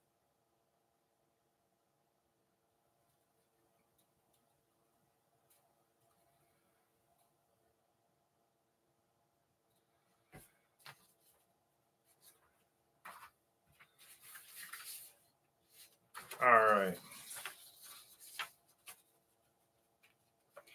In March of 2021, I woke up in the middle of the night and went downstairs to check on my pet Irish setter. It was dark in the living room when I got there. Every light in the house was off except for the electric night lights all around the perimeter.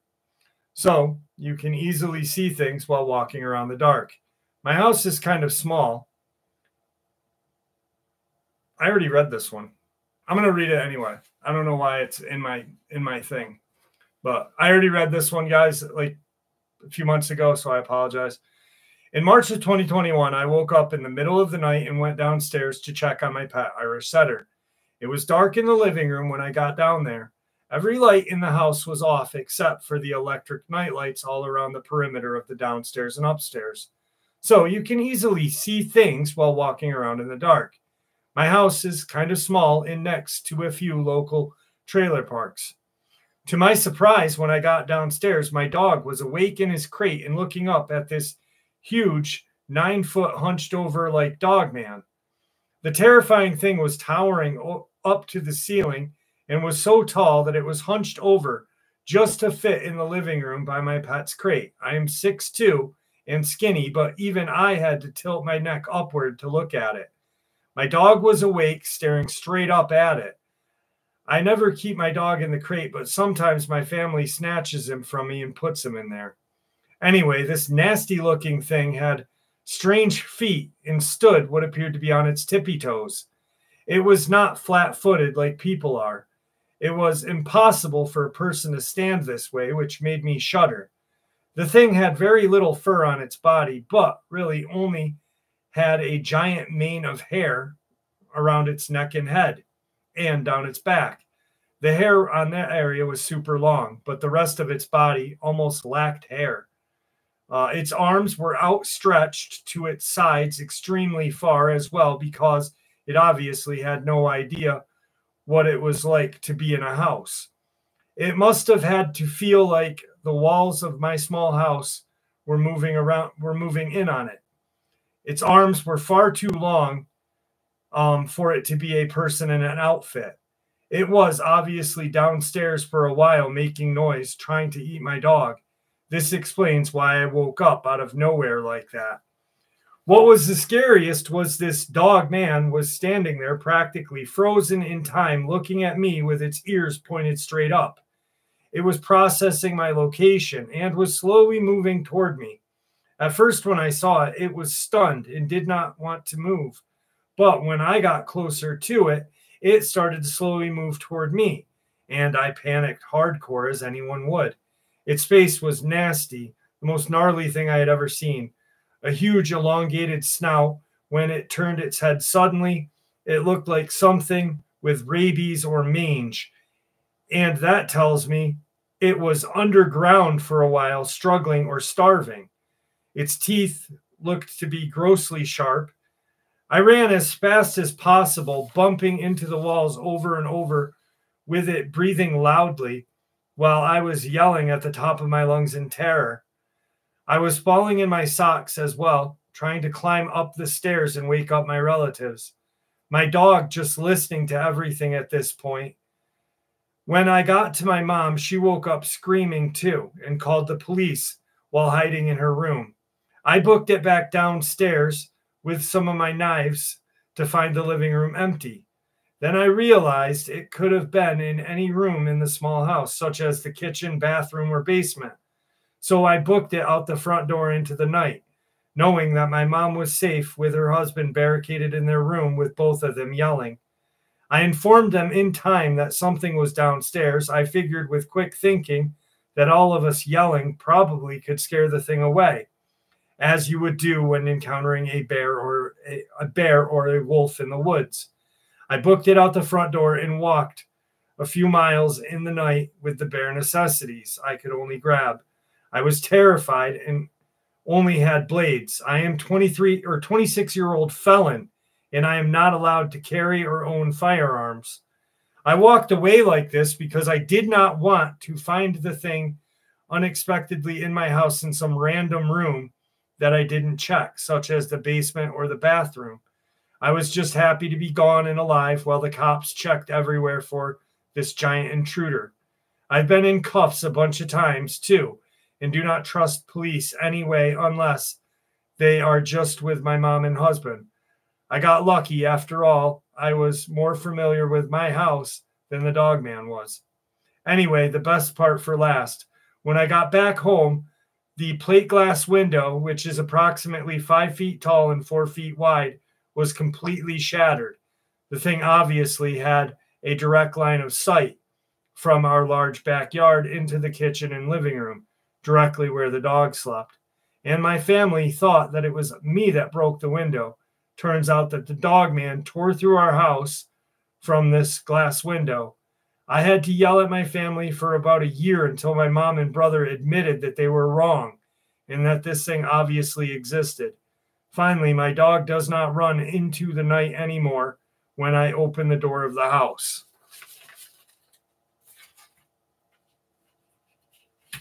What's up, Herman? How are you? Drizzy Poppy Seed, what's going on? Paging Mr. Herman. Mr. Herman, please. Paging Mr. Herman. What's up, Light Ray 95? How are you? What movie is that from? Anyone remember? Paging Mr. Herman. Mr. Herman, please. Paging Mr. Herman. I'm doing well, brother. I'm doing well, Herman. Yeah, Pee-wee. Love that movie.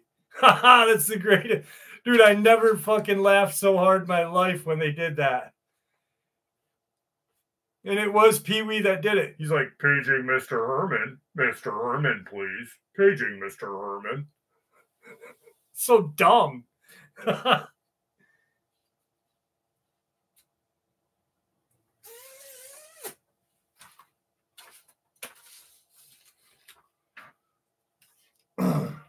What's up, Bulbasaur? How are you?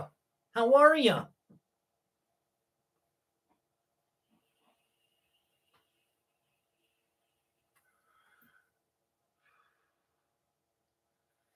Dude, Quentin Tarantino is going to do his 10th and final movie. That is like kind of bullshit. I'm kind of upset about that. You gotta love Large Marge. And she tells the ghost story and she's like, "Brr." I think I tinkled a little when I first saw that movie. Because Quentin Tarantino, when he started making movies, said he was only going to make 10 movies and be done at 10.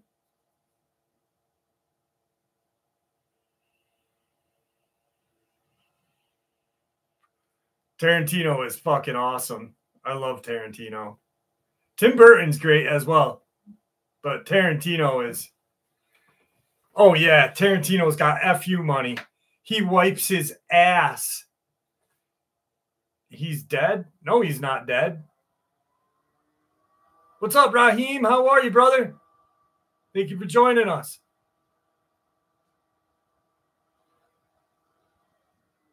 Night, Dave from the group home. Have a good night, brother. Dave from the group home. What the fuck? Oh, my Lord.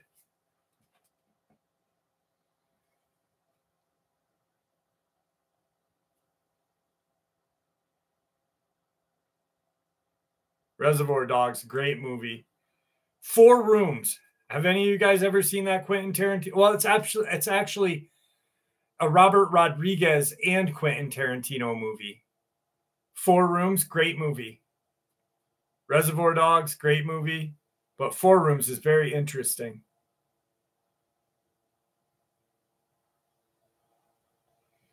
Yeah, 4 Rooms is great. Tim Roth is awesome. Yes.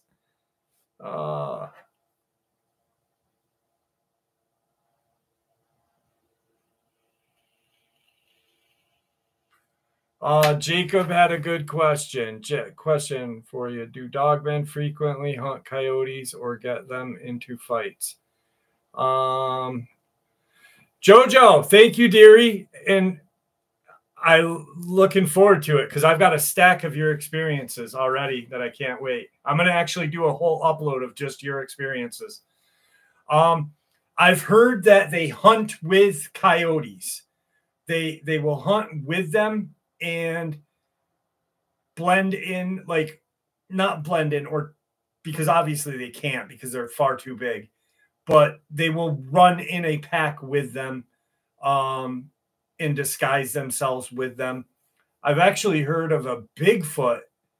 This is an old experience that I heard, probably early 2000s, long before I had the channel. And I read it somewhere that a Bigfoot was seen walking with a coyote. This coyote would follow this Bigfoot. And this guy had seen this Bigfoot multiple times around his property. But yeah, Dogman does use coyotes to, I imagine they hunt them and will eat them, but mainly if they're moving, they'll use them to.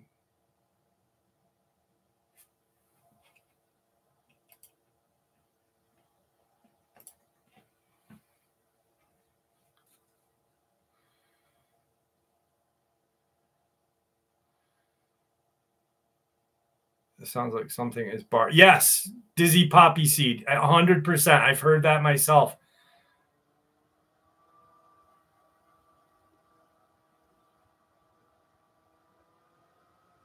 Jeff, if you could meet a Dogman or Bigfoot, what would you choose?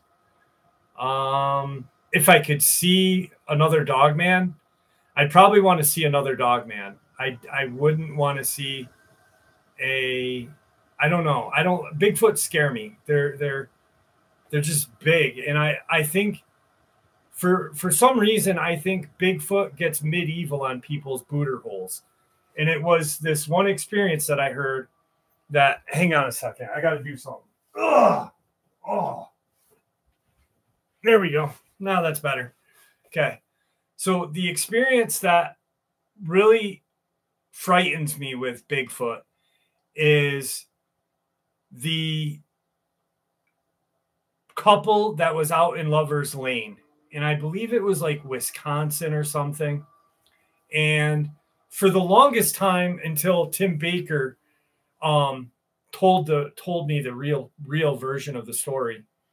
For the longest time, it was said that this guy and this girl were in lovers lane and they're hitting it hard on the car, and all of a sudden this Bigfoot come out of the woods and kill the guy and ravage the woman. That's not how the story went.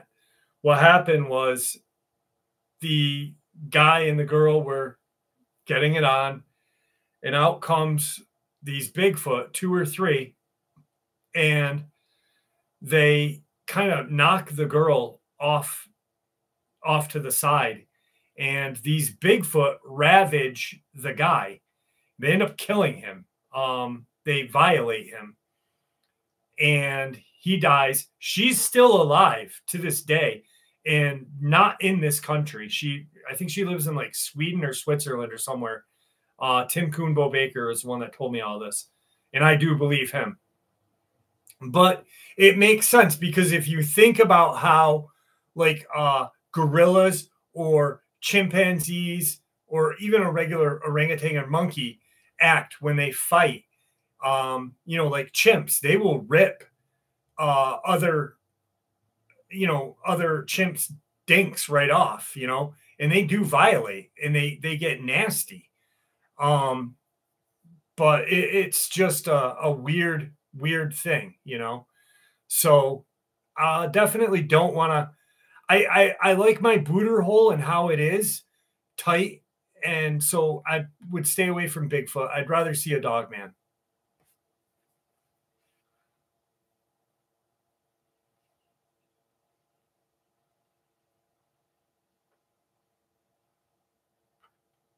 That's why I don't like monkeys, because people are like, why don't you like monkeys? And I'm like, because they're fucking gross.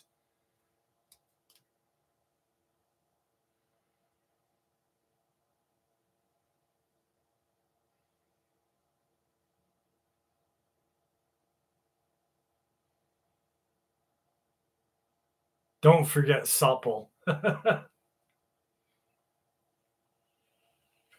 A random chicken, welcome to the channel, my friend. Welcome. Yeah, I despise monkeys. Anderson, Mr. Anderson. Yeah, people do disregard the story. I've heard the story 2 different ways, but when Tim Kuhnbo Baker, because I questioned him on it, and he was like, that's not how the story goes. This is how the story goes. And then I thought about it after he told me that, and I was like, so that makes sense to me, because of how, like, there's another story of these, and it doesn't have anything to do with cryptids. I think it was like a chimpanzee reserve in Africa or something. And these guards were guarding it. And for some reason, 2 of the guys went into the reserve at night when they're not supposed to. And they got like abducted. One got killed, like ripped his Jimmy hat off and just fucked him up. And they like, that's what they went after. They kept attacking these guards. And as more guards went in to rescue these 2 guards, I think there was like four humans got like torn apart.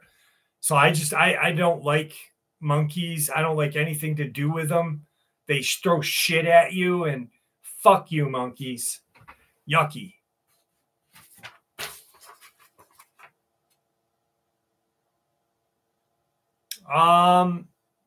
Weston Sloan. I've heard, I mean, I just narrated an encounter from Sierra Nevada just a minute ago, saying it was 12 foot. I've heard about 12 foot. I mean, I've heard that they're bigger in the Pacific Northwest and more aggressive in the East. But I think that's all around. I mean, I think no one's an expert. So everyone's opinion matters. If someone says 100% they're all bigger out West, I would question that. I would say, well, someone claims they saw something just as big in Tennessee, I don't know. I've heard them getting up to like 14 feet tops, somewhere around their max. Amy Grant, I hope not. And monkeys are horrible.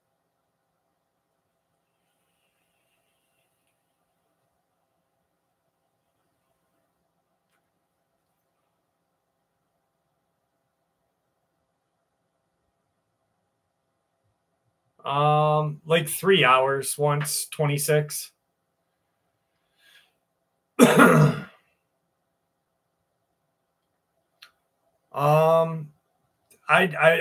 wouldn't discuss that on a live stream, Web Surfer. If you email me, I'd answer you then. Luke doesn't live in Taylor, Mississippi anymore, Jennifer Eubank. He's moved. He's not lived in Taylor for 3 years. It was the worst accident I've ever seen. Large Marge. Yes, Jackleneck.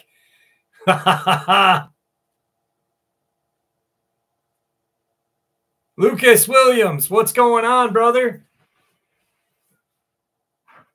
Check your bell icon. Check your bell icon. That's the best thing I can say, but thank you for joining us. There is a Dogman behind me, Amy. You're 100% correct.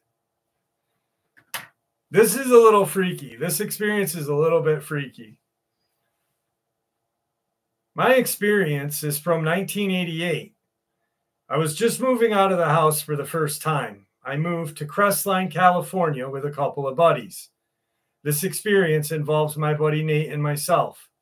He was helping me move into my room, and by then, we had moved most of my things, and it was the end of the night, probably 10 p.m. My room was facing the back slope of the hill. Right above the hill was another house, and there were no fences, so neighbors and kids, I noticed throughout the day, were playing and going through our yard. You know, no big deal. It was the 80s. When my buddy and I were in my room, we were looking out the window and we saw a couple of kids. And it was pretty late at this time and very dark. The kids were just playing around, having a good time. I go and get another beer for Nate, and when I come back, he says, the kids went away, and there was just one girl left, and it was kind of weird. We were looking, trying to see if she was okay, because she was just standing there, kind of facing, I guess, east.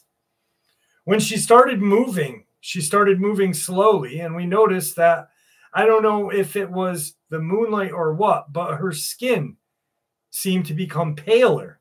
Yeah, it was weird. She was dressed in normal clothes just at that time. She started to put her head up and started looking around. We didn't say anything because we were already freaked out. But then when she looked at us, her eyes were jet black. Then maybe a couple seconds later, it was almost reddish black. Really weird. That freaked us out, and we slammed the window shut and pulled the blinds down.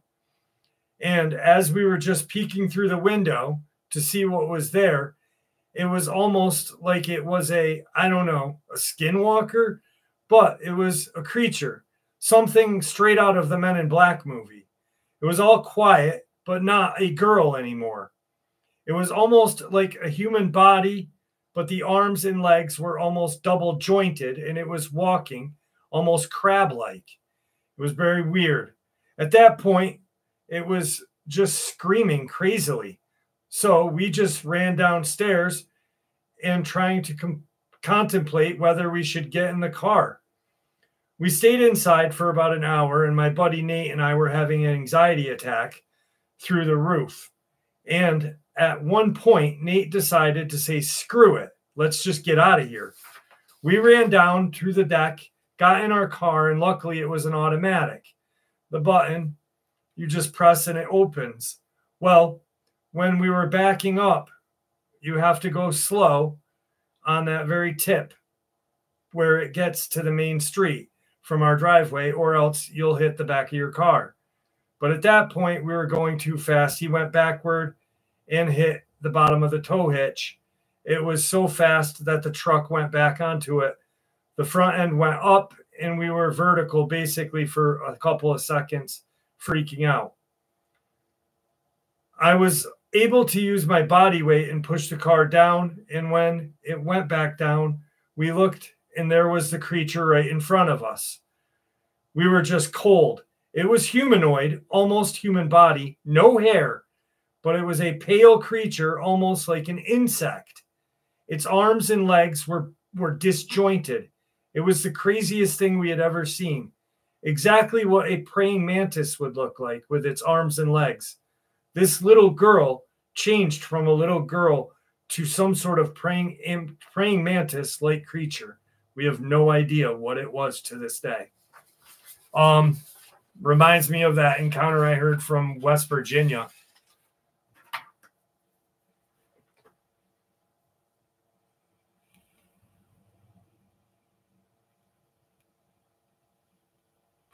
Mike Turner, what's going on, brother? How are you?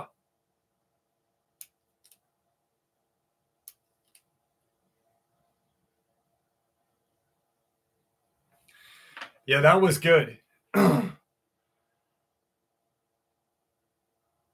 Have you heard a pizza place called Squidward Mama Joe's?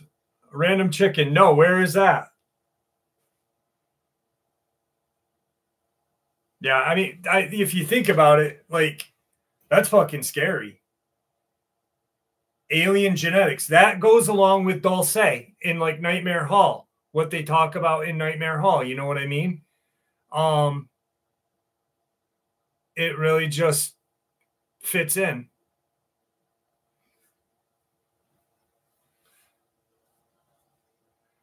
We don't have any up here in the Adirondacks, but it sounds like a neat place.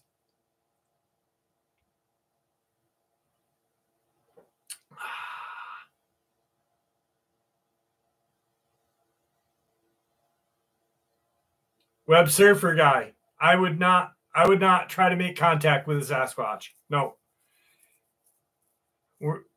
We had a conversation a few minutes ago where I said I don't like Sasquatch at all, brother. I hate him. Hate him. Jeremy Wilson, how are you?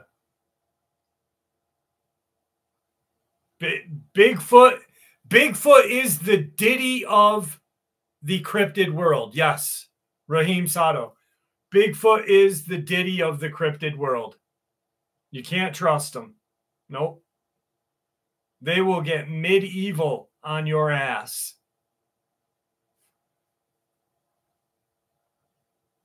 With no spit. They just go raw dog.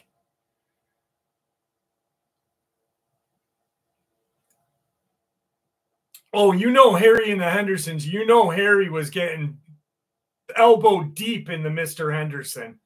He was going elbow deep.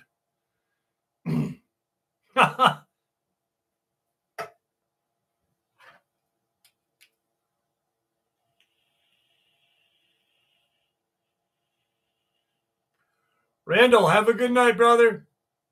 Be safe. Don't let your meat loaf. They pack beans. And corn, California. Dude, you know what that reminded me of? I've just remembered. That TV show on Apple TV, Sugar. Have you guys seen season or the episode 6 of Sugar? Holy shit. I was like, what the hell?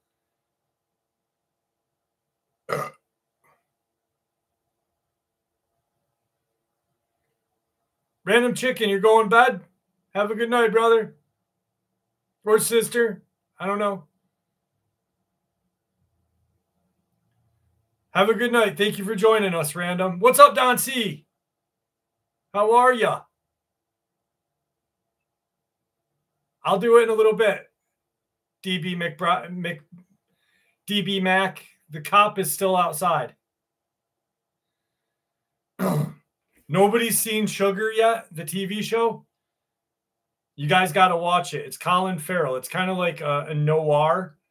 Like it's set in this day and age, but it's kind of like a 50s and 60s noir. It's pretty cool.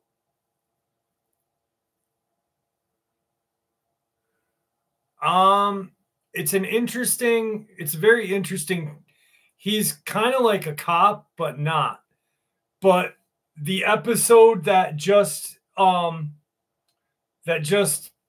passed, he like did a needle in his neck and turned into a fucking alien. I was like, what the?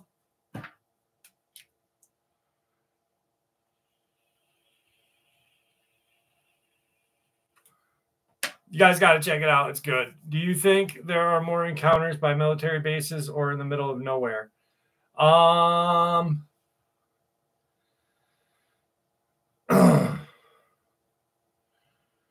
Do you remember what Hawaii encounters of Dogman BF?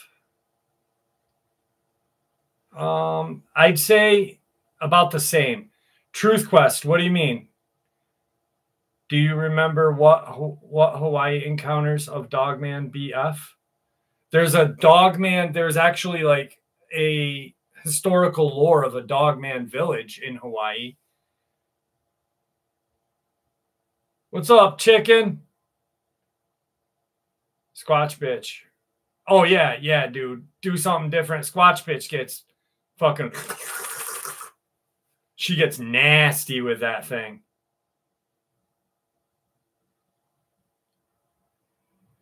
That's a good question, Web Surfer. I don't know. I think if they do, they're not from this dimension. That's my own kind of thing. They don't come from our dimension, shapeshifters. Other than black magic, like a skinwalker. But, you know.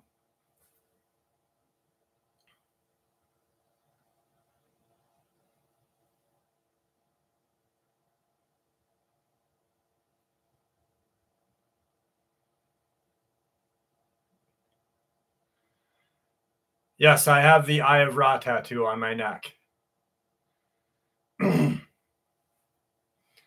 Philippines in the house. Thank you for joining us, Liz Mathis. I got a good buddy that I went to school with that lives in the Philippines now. His name's Scott French.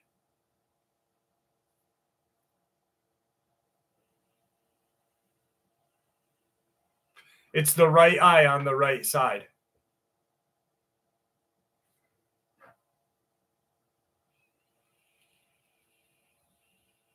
I think there's someone coming down. No, left eye on the left side. I'm fucking dyslexic. Left, right, left. Left eye, left side.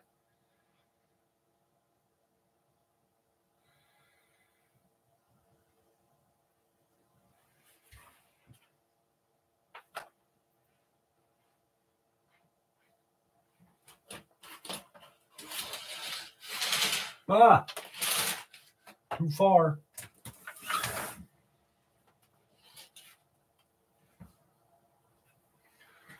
Let's get some fresh air real quick. It's the Eye of Ra.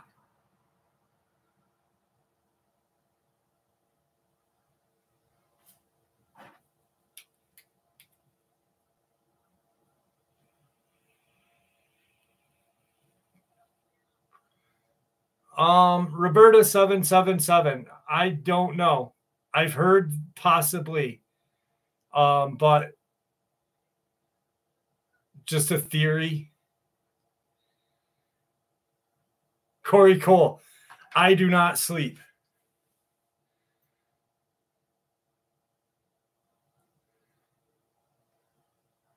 Melissa Stock. That is not a nice question to ask Elsa. I want to see your kitty.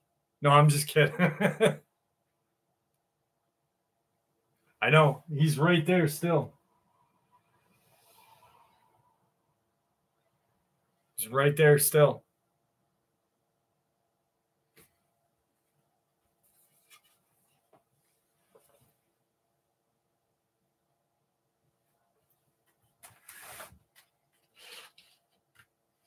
$20. It's $20. Ah!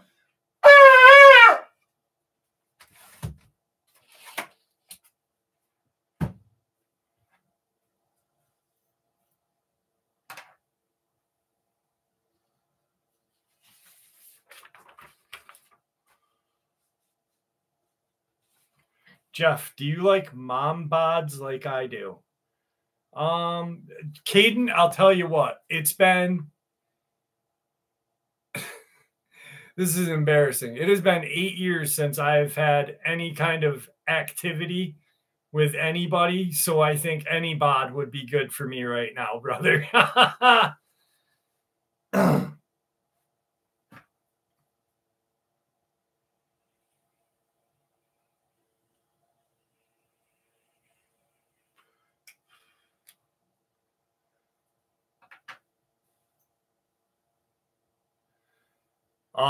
Okay, a shapeshifter like the Ojibwe have the bear walker. Navajo have the skinwalker, or its real name is the Yenadalushi. Black magic.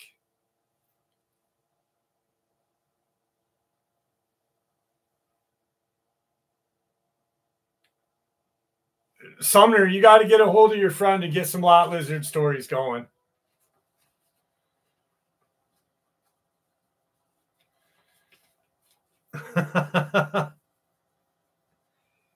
Yeah, I don't want it to fall off, Dina. Chupacabra. So I have an interesting idea, and I agree with Forrest Gallant, who is a researcher. He finds supposedly extinct animals. He believes that the thylacine, there was a breeding pair of thylacine on a boat, I believe in like 1913, coming over to the Bronx Zoo. It had crashed somewhere off the coast of North Carolina. Now, the North American chupacabra is supposedly dog-like, and it has a huge maw. If you look at what a thylacine's mouth opened up to, it resembles what you would think a chupacabra would look like, minus its hair, emaciation, and such. But through geographical change, its body would obviously change to live in Americas from Tasmania. I think that would be a logical explanation for the chupacabra. For like the Puerto Rican or Central South American version, which is like a reptilian-like thing, I don't know.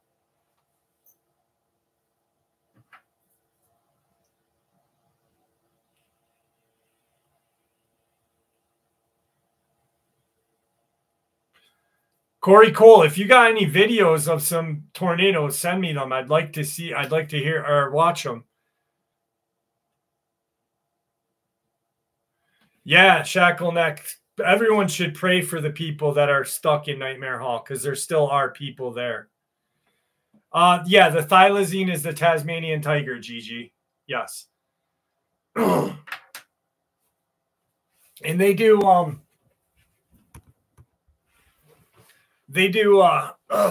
God damn, I need to put some powder down there.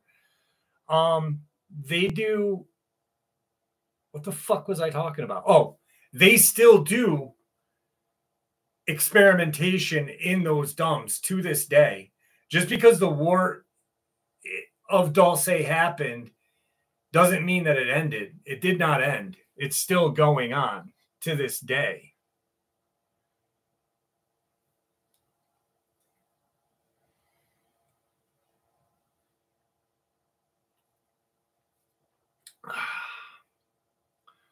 It's clean, Caden. It's just sweaty from sitting now. Maybe I'll sit like that cop that's out there. Ugh. There we go. Web surfer. I think possibly if the pterodactyl somehow was able to exist, that would be a Thunderbird. Yeah, I agree.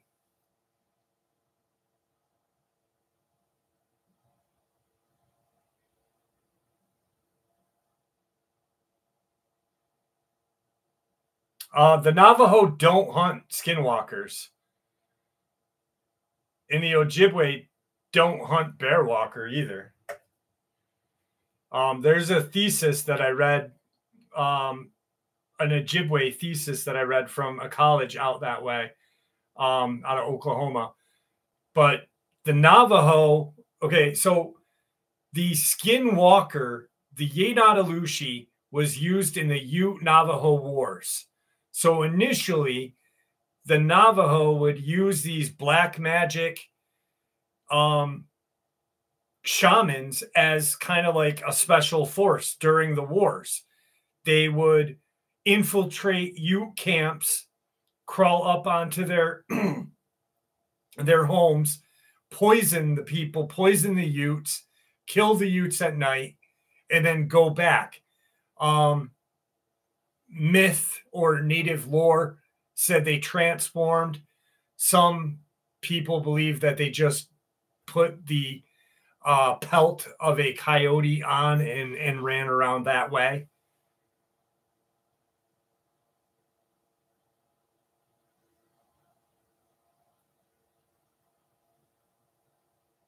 Yeah, we have squirrels near us. There's squirrels in the Adirondacks.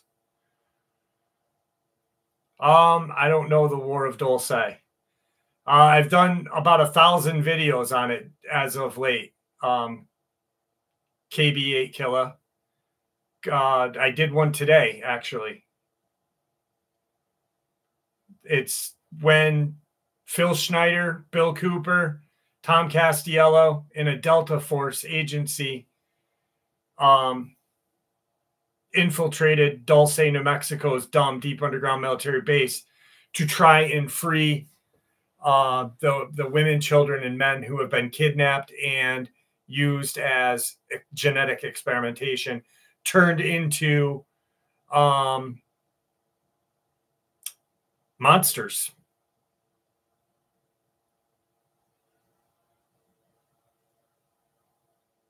Thank you, Janie.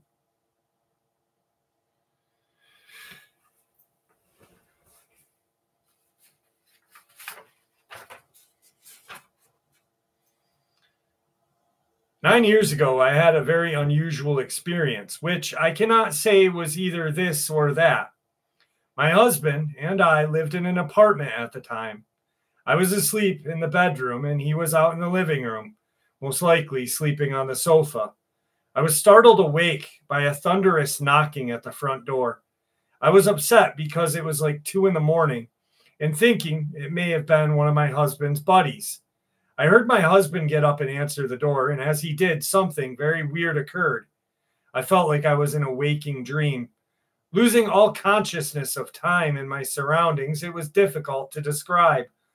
Other than I felt like I was in a bubble but still able to move. When I left the bedroom, I couldn't locate my husband, but 2 other people were standing in the living room by the sliding window. One was very tall and lanky, wearing a dark hooded cape. The other was short, like the size of a 5-year-old, dressed in a black one-piece suit covering his head. And yet, I had an unmistakable sense that the smaller was the person in charge. I was scared since I thought these 2 were up to no good, and I couldn't understand why my husband had let them in. At the same time, wondering where he was. I stood still, staring at them, and trying to get a better look at their faces. The short one was turned away and never showed his face, but the taller one raised his head, staring right at me. It looked like a young man with pale skin. His eyes were a solid black. I remember his face was human-like, but that something was just not right. I know there was more, but I simply need to remember further details. The only thing I can recall was waking up late the next morning, walking out to the kitchen and asking my husband if anyone knocked on the door last night. And he said, yeah, someone knocked, but when I opened the door, no one was there. He said he looked outside and into the parking lot and couldn't figure how someone could knock and get away so quickly without being seen. He was sure that it was not our neighbor. He said that he had a sick feeling after it happened. I didn't tell him what happened to me, though we have discussed it since. 2 months later, I discovered I was pregnant. But that's impossible because I was told before we were married that I could not conceive children. The doctor looked at my tests and scans from the previous examination and determined that my eggs were not viable. But he again confirmed that I was pregnant. Calculation of the time when I conceived fell in that period of time when that strange experience happened with those two unknown beings. The pregnancy went well, and I gave birth to a healthy baby girl. But I've often wondered if that encounter had something to do with me being able to conceive a child, or if possibly I was impregnated by one of these creepy men. Am I paranoid?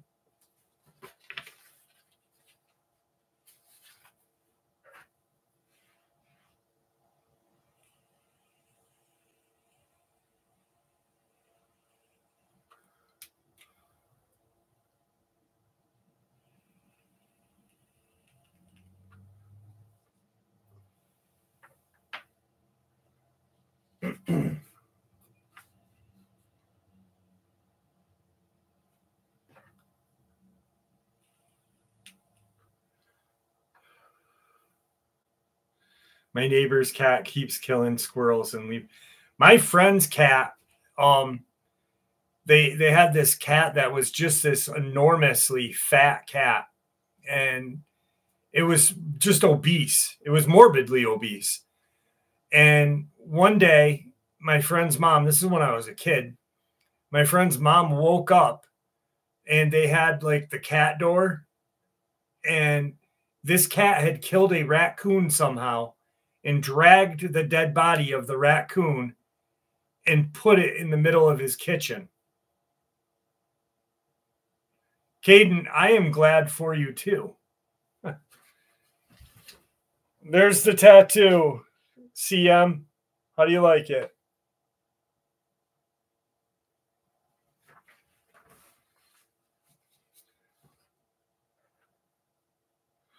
Mr. Porkins.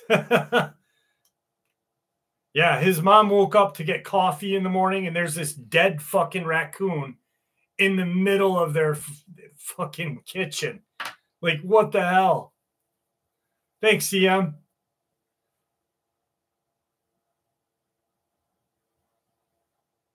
Bringing home bacon.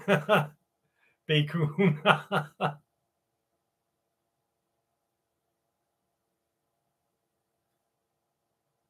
Oh, they love showing off their kills. They do. I remember Tigger had are all females narcissists, or am I slow? No, no. No.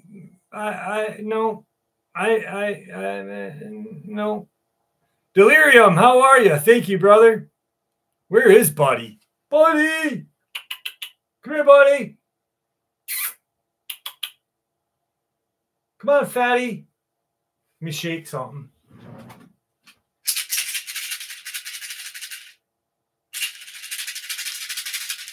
Buddy! Come on, you fucking dank. Buddy, come on. Everyone wants to say hi. He's not coming. Hang on. Buddy. Come here. Come on, buddy. Come on, buddy. Come on. You know, when he usually comes is when I'm recording, and I say, greetings and salutations, everyone. Blah, bitty, blah, blah, blah, blah, blah, blah. No, he's not coming yet. Come on, buddy. Fucking cock stain. He's laying on the couch. He's right out there staring at me when I looked. But I'm not picking him up because he'll bite me. Oh, yeah, he does. He's got his own schedule. He's like, I'm not moving, Dad. Just in case, I don't have a life. My channel is my life, to be honest with you. I wake up and I think about this channel day and night. I love my channel. I love you guys.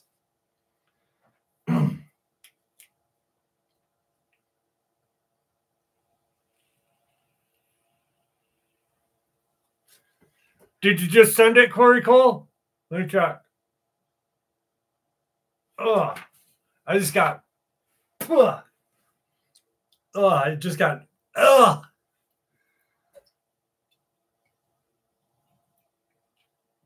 My pod just spit shit in my mouth. Oh, let me check, brother. Nick sent me a picture of a rattler. And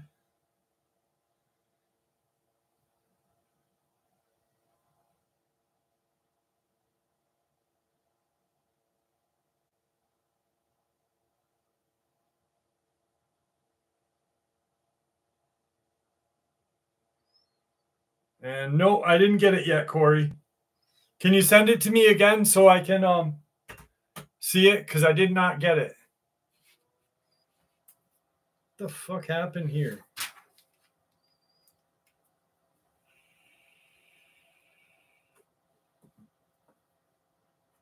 God damn it.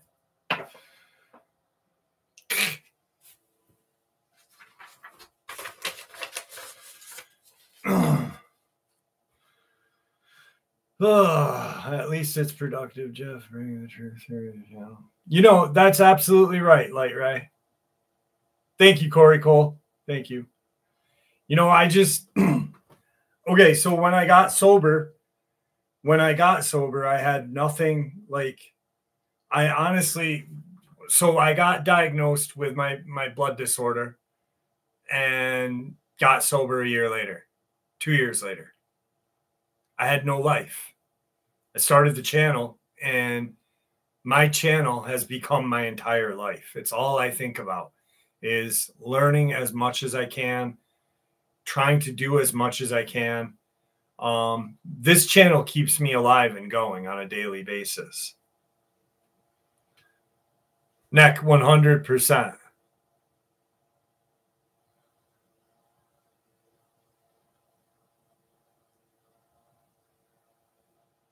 My friend wants to know if you propose that every.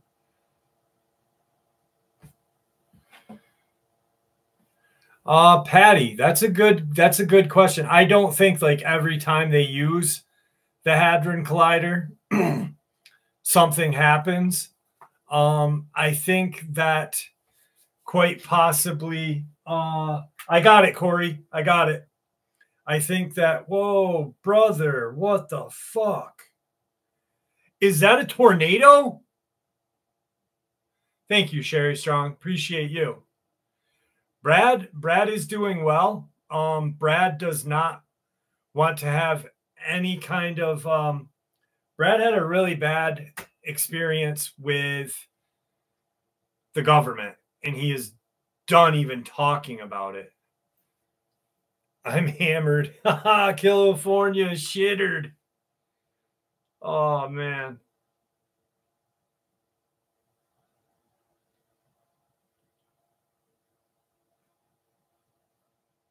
I hate it's the worst thing, Jen.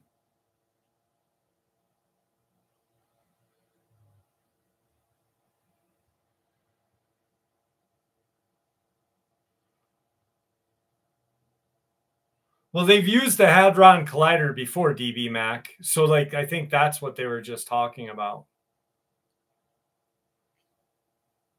What's up, England? How are you? 75, England. Thank you, Pups. I love you, dear. You know I love you, Pups.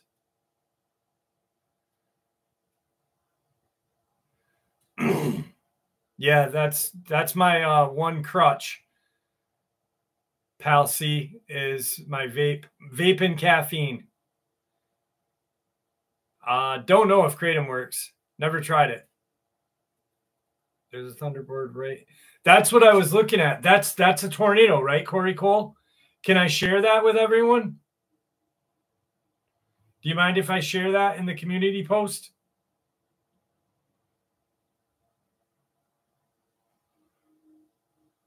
Thank you, Pal C. I appreciate that. It is hard.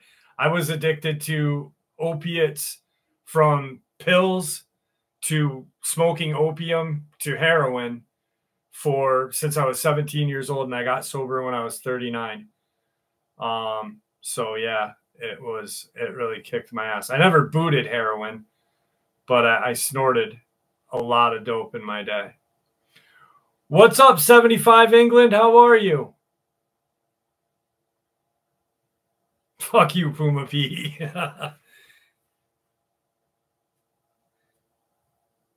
I used to watch my buddies boot up. I'd be like, I thought it was pretty neat, but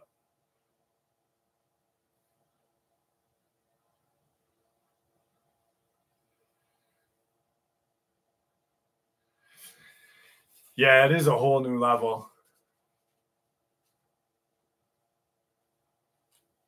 I think Jeremy Wilson, I agree. They're doing something down there that they shouldn't. I think the human brain,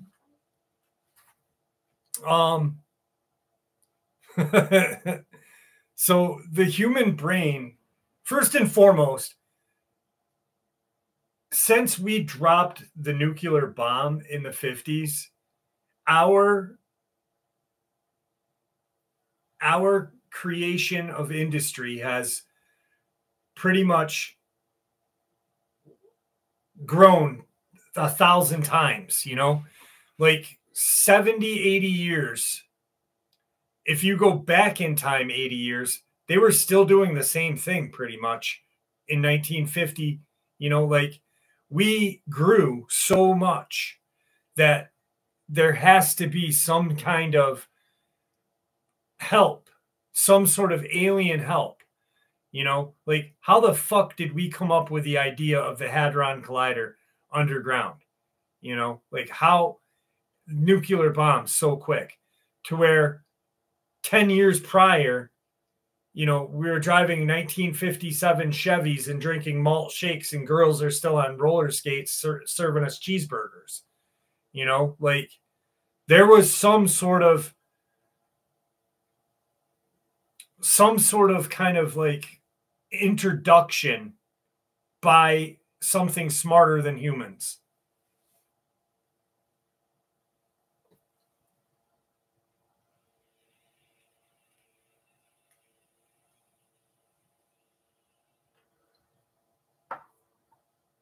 Weston Sloan, congratulations, brother. Congratulations. That's what I heard. Kratom can be addictive.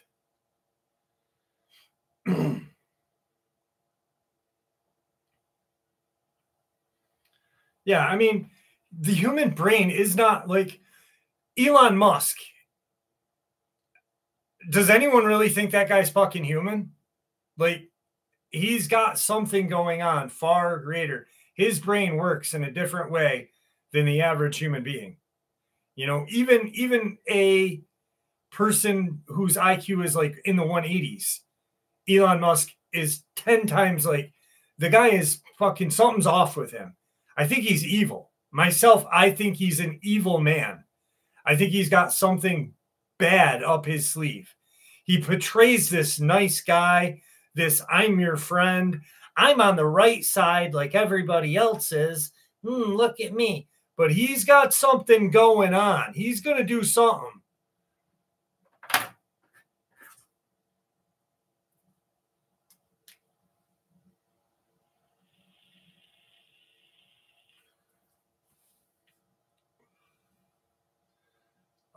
My family has a house in Maine, which is perfect area to grow opium poppies, the real poppies, and that's how we used to cut them and drain them and smoke it.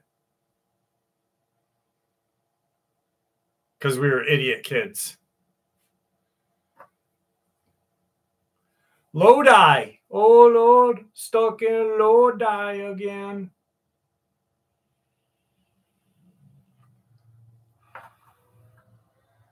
Elijah.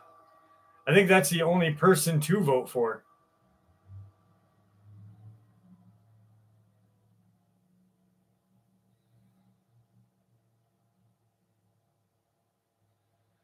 Patty, I answered that. I answered that question already. I just answered your question about CERN and the Mandela thing. I literally talked about it for almost 10 minutes.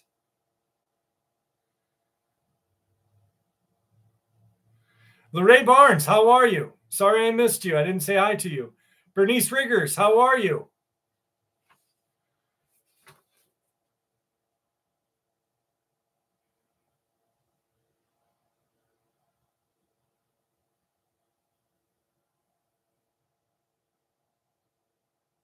My haunted doll has been moving. Oh my God. Fuck that. No, thank you. You know, I'm voting for one person and one person only, and that's me. I'm voting for me. Nadolny 2024. I'm putting myself on the list, baby. I'm all American. Yeah, no dolls, no clowns. My aunt used to make these dolls out of crochet, and she used to get these plastic like clown faces and put them on. And she got the idea from the Poltergeist clown and gave them to all her nephews and nieces and shit.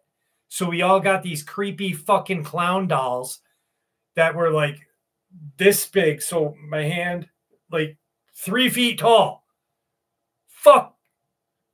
My mom still has mine in my old bedroom. That thing's scary as shit. I'm not a crook. Nadolny for president.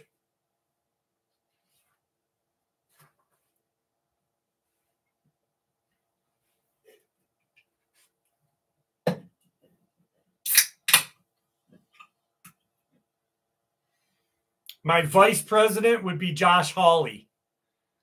Jeff Nadolny, Josh Hawley, 2024 campaign. Fuck yeah. Thanks, Bernice Riggers. Caden, ironically enough, that's what the face looked like.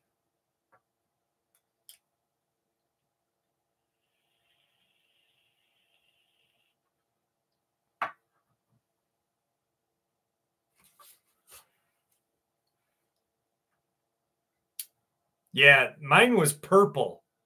She made me a purple fucking clown doll. I'm like, dude, I have a dick. Why are you making me a purple doll? Like, make me a blue one. Shit. My answer was possibly that when CERN in the Hadron Collider, when Hadron Collider is used, that maybe there are portals opened that causes a shift with the Mandela effect. I don't think every time, but possibly once in a while. Or it may be something totally different. But yeah.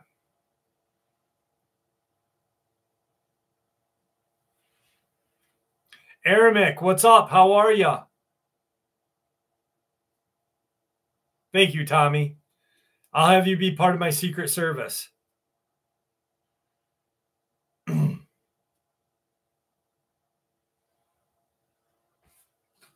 I am, Pal C. Thank you, brother. Thank you, Patty. Thank you. I mean, did that kind of, I don't think, like, I really think so, like, when that thing is used, when the Hadron Collider is used, I think like a portal may open, or not even a portal. Like, I think it shifts, like it shifts our dimension. Like, you know what I mean? So like, and not all the way, just like subtly, so we don't notice it. And there's little things that we notice periodically, like, oh shit, wasn't it Jiffy peanut butter? Oh, it was Jif all along. You know, just something so quick, so fast, and just Lorraine, my new tattoo is this one. And then, well, obviously, the Bigfoot one.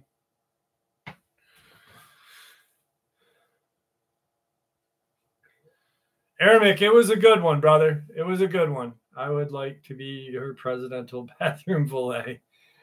I'll let you hold it while I pee.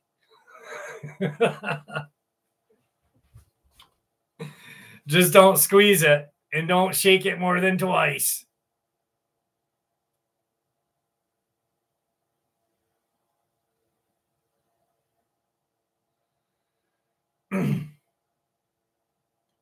What's up, Kevin? How are you?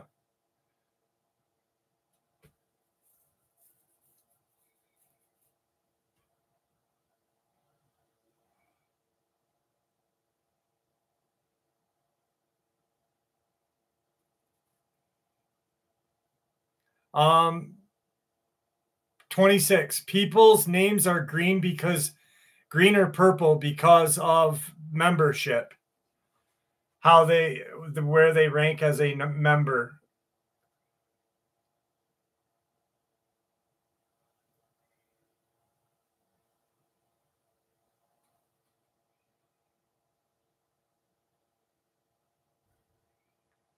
What's the latest of the book? You, Randa Wolf, you haven't been around, so I'm finishing the book. I've submitted it to an editor.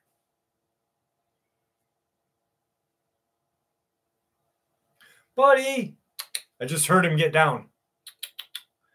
Come here, bud. Oh, buddy, here he comes. Here he comes. Hi. Hi, buddy. Hi. Oh, there he is. There he is. There he is. Say hi, everybody.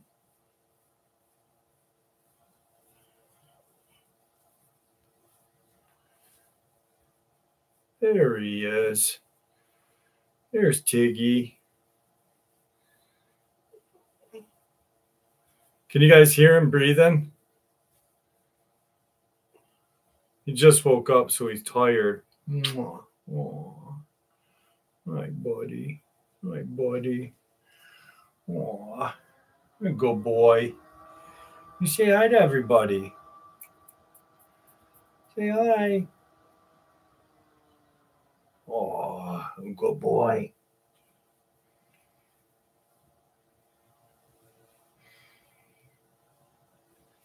Oh, thank you for that stink shot, huh, buddy? Yeah, good boy.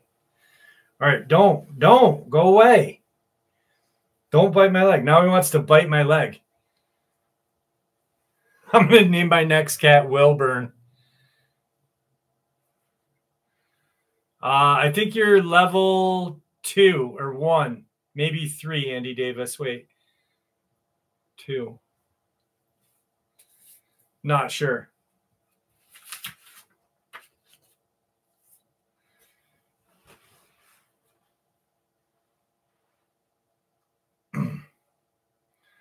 Yeah, he's a good boy. He's just staring at me now like he's like, "What are you doing, Dad?" Buddy. What? I got people right here. I got people right here that I got to talk to. I got to talk to them. Don't bite my leg, cocksucker. Oh, you good boy.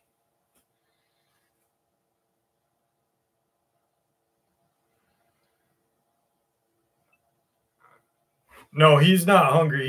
He bites me when he wants. Stop it. Come here. You want to get up here? Oh, but you got down. But you got down. Now he gets down again. Go lay down. Now he's back. Stop it, you cocksucker. I got people here. We'll go to bed in a little bit, okay? I'm going to blow this at you.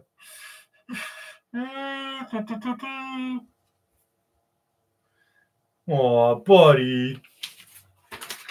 Now, I can't do the death whistle. The death whistle's downstairs, and Tigger will have a fucking stroke. Yeah, he bites my leg because he's just a good boy. Buddy.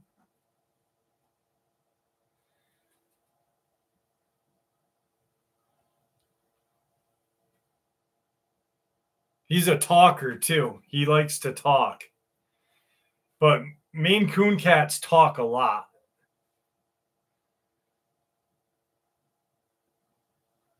He just went out. He's now messing up his scratching post because he's mad at me. Aramic, you're about 2 hours late, but I got one left.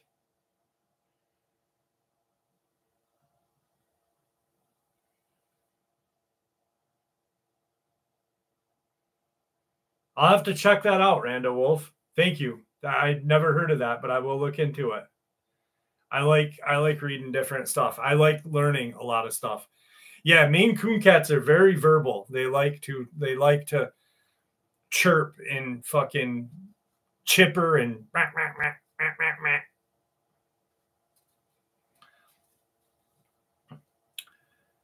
I was working in a factory during the graveyard shift from 10 p.m. to 6:30 a.m. in Columbus, Ohio. That night, I was actually working my 6th day in a row for overtime. I've had this job for a while now, and I'm used to this schedule. I'm bringing this up because typically after I get home, I'm still wide awake and tend to sleep later in the day. I was totally alert when this happened. I ended up leaving work early since I had completed a lot more orders than usual, and I was on my way home at around 4:30 in the morning. I turned down the side street that leads to my apartment complex and immediately noticed that it was quite dark as the streetlights were not illuminated. The suburb I live around uses streetlights that have sensors, so they light up when people walk by them and turn off by themselves to save energy.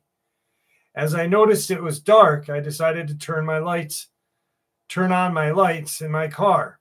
I'm only 6 blocks from home at this point.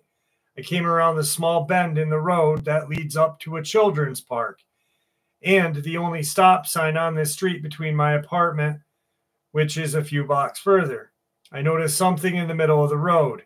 My first thought was that it was some stacked garbage that maybe blew off the curb into the street. But as I drove closer, I slowed down and realized it was a person walking down the street with their back to me. It seemed like an old man, a very old person, actually, by the way they were walking. I slowed down a lot because it was very odd. I didn't know if they were going to jump in front of the car or what, since there are well-maintained sidewalks less than 10 feet from them. The next thing I notice is their clothing. The person's walking slowly, almost waddling, and wearing a hooded jacket with their hood up and their hands inside the pockets, sweatpants, and soaking wet slippers due to the light rain without socks. This person is about 3 car lengths away from the stop sign, and I was close now, getting ready to stop and ask if they needed help or something. As soon as I was just about right behind them, adjacent to this person, who I then saw was an old man with wrinkly, pale skin, whipped around instantaneously fast and stared at me. My brights were still on, and I could see just how pale his skin were, and that his eyes were pitch black. No whites in them, just black. I was immediately filled with terror and almost froze, but I floored it and sped the last few blocks to my apartment, parked, sprinted inside, and locked all the doors and windows. The next day, I realized that none of the streetlights were illuminated on my whole street when this happened, even though it was within distance to trigger the sensor. I couldn't sleep at all that night. This happened in April of 2017.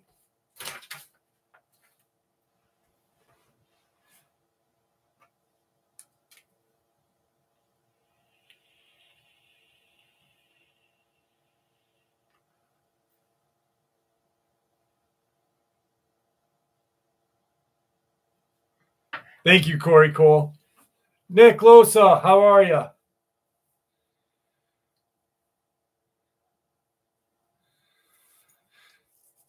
I'd like to hear that, Nick. Send that my way so I can read that. Black-eyed old head. Oh, shit. Someone was in prison, Gigi? No, I'm just kidding.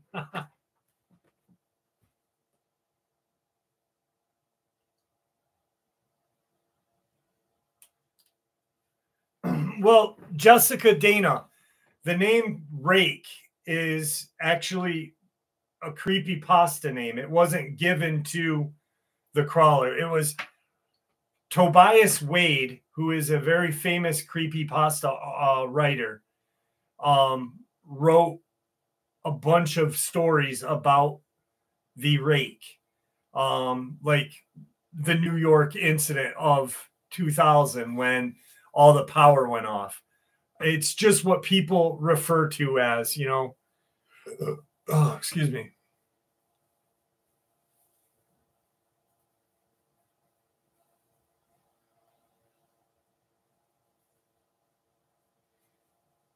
Well, usually creepypastas can't withstand a 308.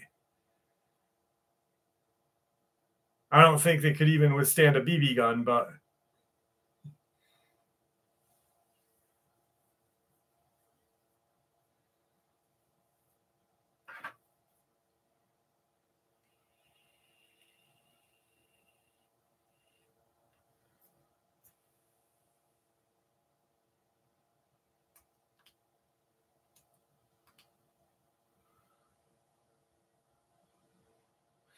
speaking of ICU and ER, I wonder if freaking what's his name is doing all right today. Larry, my boy Larry.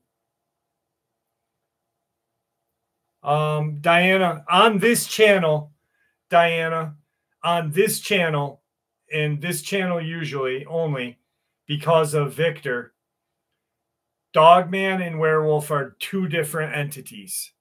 Werewolf does not shapeshift. Werewolf has straight legs like a human, like a Bigfoot. It is larger than a Dogman and a small muzzle with no tail. Dogman, hocked legs, tail, long muzzle. Dogmen speak. And that's just on my channel from Victor. I don't think they're enemies, but I think they're more or less two apex predators in the forest.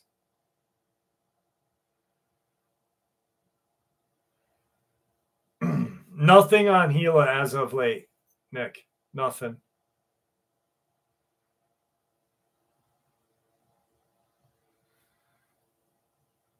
Yeah, 26. Look up Victor on my channel and read, or not read, listen to some of them and you'll understand.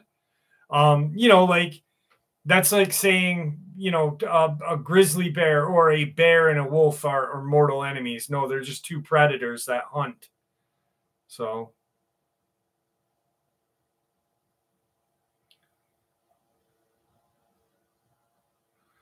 But anyway, guys, I want to thank you all for hanging out with me tonight. We had a really long live stream, 2 hours and 48 minutes. I had a blast. Thank you once again. I hope to see you all next week.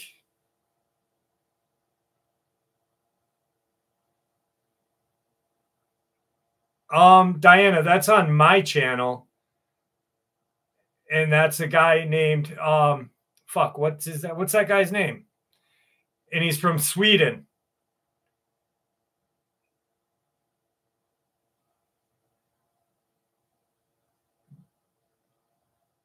What was that guy's name, guys? The guy from Sweden. What the fuck was his name again? Oh my God, I completely forgot. Janie, do you remember?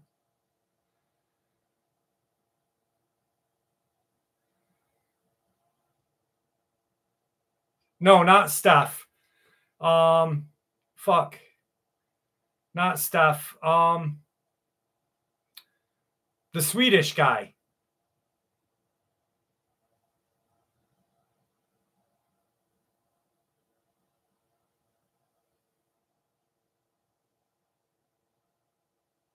I don't remember. But yeah, I did 3 interviews with him. And he talked about alpha. You guys remember yet?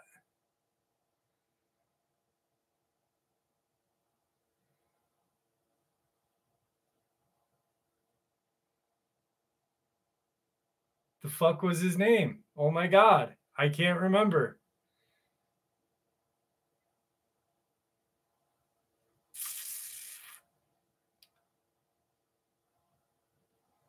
No, it wasn't Steve. Sully, have a good night, brother. Well, the videos are on my channel, Aramek.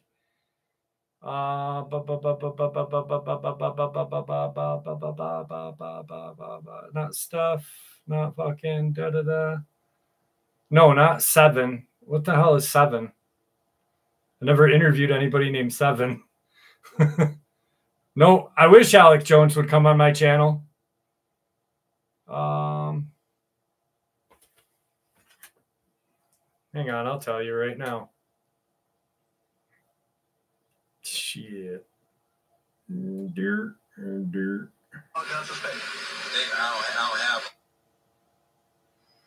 My channel. Go get out of here. Videos. Search. Swedish Dogman.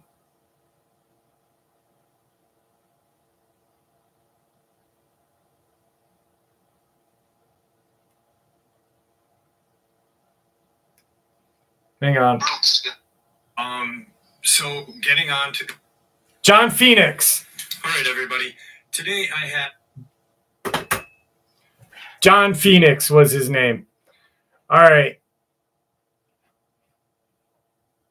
Have a good night, guys. Stay safe, stay lovely, and thank you for joining me. What's up, Oakley? Have a good night, buddy.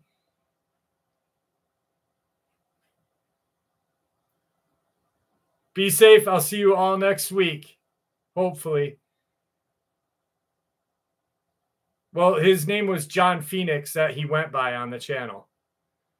So, all right, guys. Love you all. Stay safe. Don't let your meat loaf.